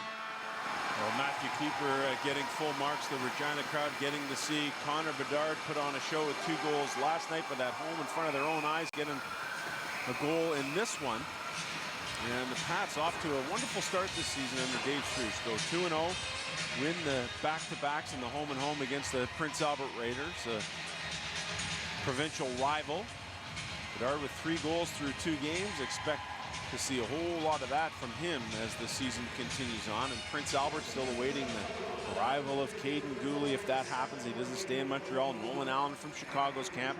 Bit of a boost with Reese Vitelli in the lineup. He scores. Ozzy Weisblatt comes back from San Jose's camp and scores. But they're a transitional team, no doubt. And you're looking at this Regina team with all its hugs and congratulations, high fives as a team on the upswing led by Connor Bedard and Matthew Keeper in goal. So Connor Bedard gets a goal today, but how about Sloan Stanek as well? Adds 2 and played a big part in what turns into a 5-2 win for the Regina Pats. And for the final time today, we send it back to the studio for Andy. strong showing by the Regina Pats in front of their home crowd. 5-2 victory. We'll break it down next with PJ Stock as you're watching the CHL on CBC Sports.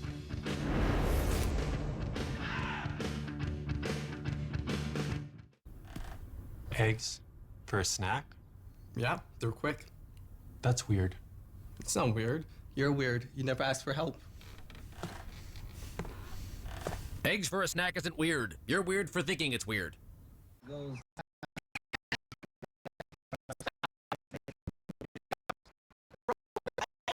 don't need a car to listen to Sirius XM. You can listen anywhere. You know that, right? What? Kevin Hart's Laugh Out Loud Radio. Kevin, you could use your phone. What? What? Alexa, play Kevin Hart's Laugh Out Loud Radio on Sirius XM. What? This is how I know you're getting old. I guess that was it. What?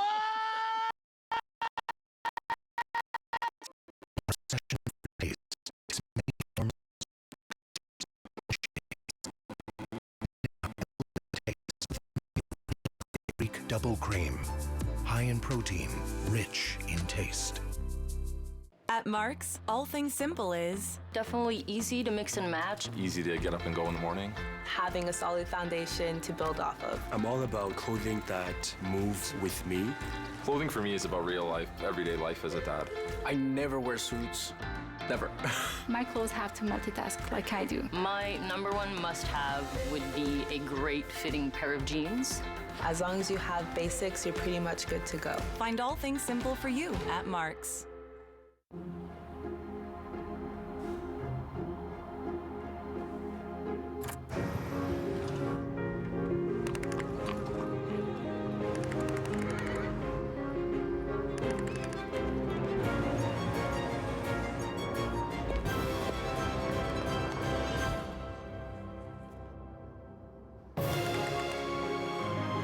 Inspiration is out there. Go find it. Eggs for a snack? Yeah, they're quick. That's weird. It's not weird. You're weird. You never asked for help. Eggs for a snack isn't weird. You're weird for thinking it's weird. We've just been through a difficult time, but it has brought us together, and we can't stop now. When you join the Legion, you directly support essential programs for veterans, seniors, and youth, right in your community.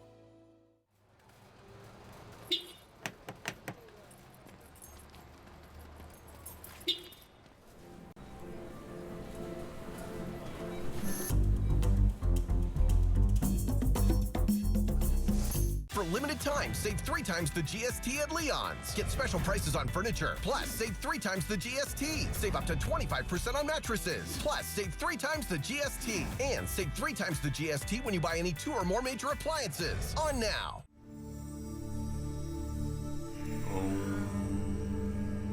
Even though someone sat on your really awesome brand new pair of reading glasses and you tripped over the cat on the way to the bathroom in the middle of the night, you are calm, serene, at one with the universe, because your health and wellness is covered with your Alberta Blue Cross Retirement Health Plan.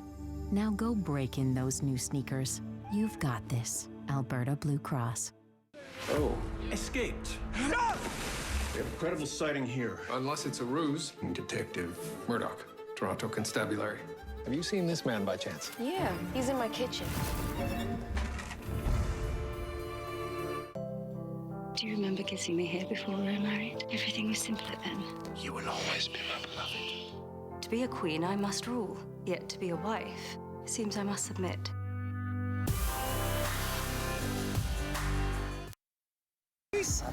Sabi. You're Fabi. Sabi, the nanny. Like Mary Poppins? Oh my God, Mom and I are never gonna talk again, are we? I'm so good for you. I'm seriously speechless. What are your pronouns? I am someone who's like trying to figure some stuff out. Are these my bangles? Yes. You're not letting her in. But why should I?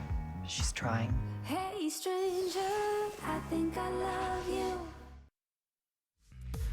Home and home series between the Regina Pats and Prince Albert Raiders. Both games going the way of the Pats. This time around, it's a 5-2 victory to follow their 3-1 win yesterday to kick off the WHL season. And we're kicking things off here on CBC Sports, the CHL season, bringing you WHL, OHL, QMJHL as we welcome you back inside our CBC Sports studios. Andy Petrillo alongside PJ Stock. What did you make of that game? 2 games in a row for those two teams. Yeah, and you know, first off, the first period is one of those periods where, you know, quick turnaround, guys are nervous. You know, guys are playing a game on television. All their buddies are watching, and you know, you also, it's that time of the season. Yeah, the season's starting, but you have players that are coming back from NHL training camp. So your roster is, you have players that are a little bit frustrated being cut from NHL teams, coming back into the lineup.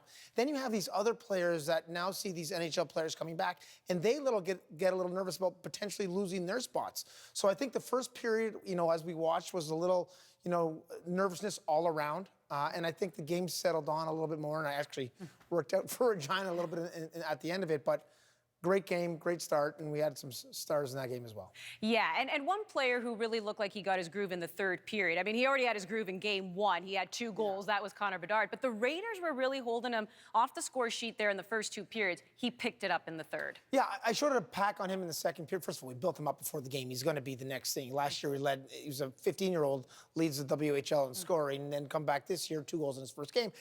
I built him up before the game even starts, and it's kind of a slower start for a superstar, you know. So I showed him being kept outside by Prince Albert. Did a great job and kind of keeping him on the outside. Wasn't on the score sheet. And I'm like, come on, kid, I built you up. You're so good. But the great little things is here he is on the back check. It's just a simple thing that great players do. You find ways to help your team win. It wasn't on the score sheet until you can only hold a player of this skill set off the score sheet for so long. Starts it off with a pass, follows in late to the play, and I've been saying in the pregame show, this guy has to go to the slot. He's so deadly. The commitment to drive in the net, here he is. How he takes it from his backhand toe and goes top shelf between his feet, backhand shelf, big goal. And that's kind of the dagger. You know, it was a great game. Prince Albert thought they were going to come back, and then the superstar kid goes and does this, and it's kind of between your feet, diving, backhand, thank you. So he made me look good from the pregame because I said he was. PJ's still relying on other people to make him look good. Today, the makeup artist. Connor Bedard. Yes, shout out to our girl Alethea on that one. And it really looked like the Pats had their legs under them. No surprise, really, I guess, the Raiders, because you had mentioned players coming back. Yeah. The 2 goals they get are from guys who didn't play last night either, right? In Vitali and Weisblatt. And those are, like I said, when you get cut from an NHL team and you go back to a junior team, you're a little frustrated. And I think it was really important for the Raiders tonight that their superstars that got cut from their camps, they come back, they score in that first game. It's great for them. It's great for, a lot of it's ego. It's all between your ears. So it's great for them. And they started coming on. You know, Regina got up, Raiders came back. And I felt in the second period, there was a little momentum going for Prince Albert until the 3-2 goal, and that's what we're going to take you to now. And this really started with a big save by the keeper. That's a soccer term. His name's also keeper. Big save here that leads to a goal the other way. Yeah, Vitali actually, as you talked about, came back. He also scored in this game. Had another chance to score there. He does it. Matthew Keeper makes a brilliant save, and then it goes from Thozil to Stanek, back up to Carrier, back to Thozil, backdoor to Stanek. It's just a beautiful hockey play, and we don't always give enough credit to the goalies, but this all starts from a brilliant save by Matthew Keeper. And then I loved about this play, it's north-south. Get the puck going, drive the net, spin up, force the team to turn around, and everyone on the ice was involved. From the goalie to the defense, and a beautiful backplay. It was 2-2 at that moment. I felt that was the moment that kind of, you know, they're coming back, and then that was kind of, boom. That was kind of a little bit of a dagger, and I thought that the Raiders kind of went, the Pats kind of took over from there. Yeah, these are rivals here. I mean, obviously the geography, but also last year they managed to get in 24 games. They only played within their division, so these 2 teams saw each other a lot, which is why we're not surprised either, the physicality that we also saw in this game. Yeah, I prefaced the game by saying, you know what, a lot of guys, they're going to go out there, they're nervous, but their buddies don't want to see them score goals. Their buddies that are watching them on national television for the first time, get out there and throw your body around. Like Bateman on Pierce, Ironside coming across the cross on Stringer. Again, there's also, as I talked about, young kids fighting for an opportunity to play, trying to make a position. And you get sometimes a little over anxious on this one down here, not even attempting to play the puck, hands up on the back. And yeah, there's a lot of reasons why there is a physicality. A, is it First game on national television, lots of watching. Are you nervous? Is that something? Are you over anxious on a play? Or are you, you know... Or maybe you just don't like each other. Or you don't like each other. I didn't want to say that, but rivalries, that's what you need. And you get it started early in the season, and we saw that in 2 games so far. Cole Carrier, a goal, 2 assists in this one, 5-2 victory for his Regina Pats. He's with our Signa Butler. Well, Cole, you got to be all smiles right now. First star of the game, your line clicking on all cylinders today. Tell us about your play. Just try to keep it simple, really. Like, make sure we're getting pucks out in the D zone, making sure we're hard to play against in the offensive zone. And I think when our line got opportunities, we made the most of it. And making the most of it in 2 games in a row. So 2 wins to start this season for this, club that's really come together. Do you feel that this is the start that the Pats needed? Yeah, I definitely think it's a start that we needed, and I think we definitely set ourselves up for it just with training camp and preseason, making sure we're doing everything right in practice, getting the right rest, doing everything right. And I mean, coming to the games, it's a great feeling, and our whole team played amazing. So, I mean, do the work, and hopefully you get the bounces and it works out in the end, right? Yeah, and you get the first star of the game. Thank you so much. Thank you. What a whirlwind of a start, right? 2 games back-to-back. Now they won't play again till Wednesday, so they'll start to settle in. Raiders will play again a little later on in the week. So now it's a little bit of time now to decompress. A little decompress. I love seeing the young guys interviewed. It's just so exciting. That was just a great interview. That's so awesome. Wearing their 3rd jerseys, too, looking snazzy in those as well as they pick up the 5-2 victory. We have more when we return here on CBC Sports. 2-0 to start the season. This time, Regina getting it done in front of the home fans.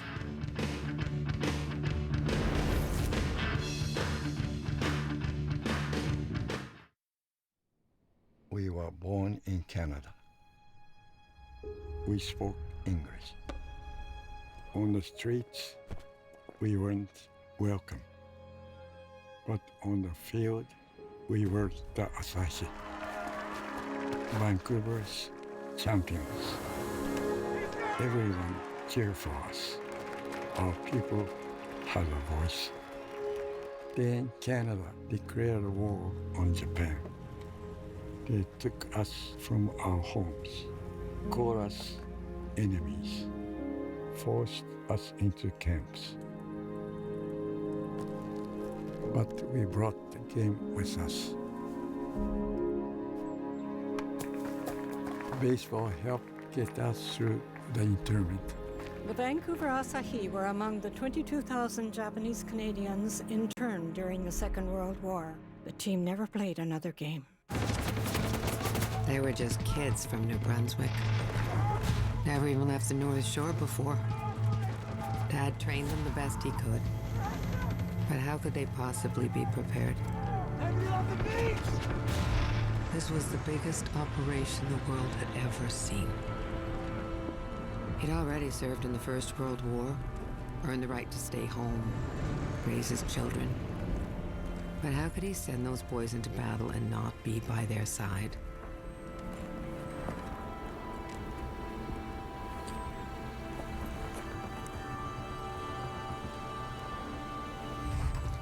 Many were killed that day. One was my father. Major Archie McNaughton was 47 when he died on D-Day, the invasion that marked the beginning of the end of the Second World War. My big sis Lydia's back in town. Do not be friends with Lydia. She's on the warpath. I should have sent Lydia packing after the wake. I mean, did you hate me that much? My husband is sleeping with the enemy. Keeping secrets from your kids and not talking about your feelings is unhealthy. Don't ask me to get involved in my family's crazy criminal shit. The Finley Collins aren't criminals. The level of your betrayal is Shakespearean. It's gonna be a bloodbath. Oh, Canada, our athletes are on the move. Canadian women's basketball coach Lisa Tomaitis is calling it a career. The native of Dundas, Ontario, has helmed the national team for 9 years, leading them to 2 consecutive Olympic appearances and a gold medal winning performance at the 2015 Pan Am Games. Newly retired multi-sport athlete Georgia Simmerlein has announced the launch of a female-focused sports agency. Simmerlein has already signed an impressive lineup of athletes, including Olympic medalist Blair Turnbull, Kasia Grushel-Wachurski, Katie Vincent, and Lauriane Genet. And a pair of hugely successful Canadian cyclists are riding off into the sunset. Two-time Olympian Carol-Anne Canuel is retiring from professional cycling. The Gatineau, Quebec native won 5 World Championship medals, making history in 2014 when she became the first Canadian cyclist to win gold in the team time trial. 4-time Olympian Catherine Pendrell is also hanging up the bike. The native of Harvey, New Brunswick, was an Olympic medalist in 2016 and a 2-time world champion. After a year-long delay caused by the global pandemic, a class of 6 athletes and 5 builders will finally be inducted into Canada's Sports Hall of Fame tomorrow. The 2020 class includes 2 former NHL players who are being recognized for their social activism, Willie O'Ree and Sheldon Kennedy. And the party continues for Canada's Olympic champion soccer team. Canada Soccer announced the women's national team celebration tour this week, which will be comprised of a pair of matches in Montreal and Ottawa against New Zealand later this month. Hold on, we're not done yet. Let's head on over to our interactive map. Olympic ski cross champion Marielle Thompson is a multi-talented athlete. And after a big summer on the track, sprinter Erin Brown's bride enjoyed a delayed honeymoon in Greece. The Canadian Hockey League is on CBC Sports, kicked off our coverage today, and this just has to be so exciting, PJ. Somebody who played in the CHL, you know what it means to just finally have a full season back. Yeah, happy for it's every province. It's coast to coast, and I played in Victoriaville, so I know how the hockey team is a little bit of the heartbeat of the city, so I'm happy for everyone in Canada. I'm happy hockey's back.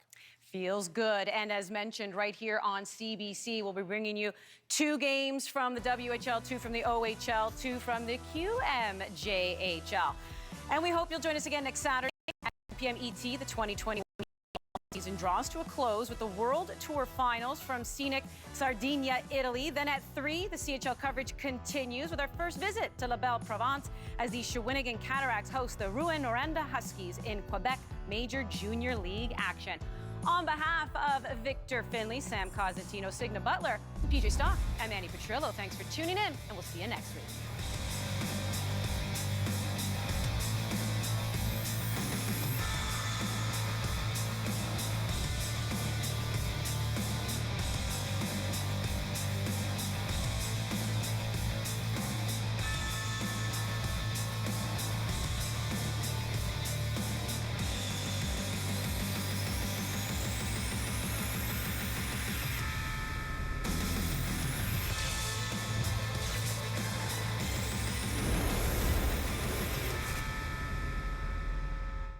This original CBC program is available in described video. The following program may contain mature subject matter. Parental discretion is advised.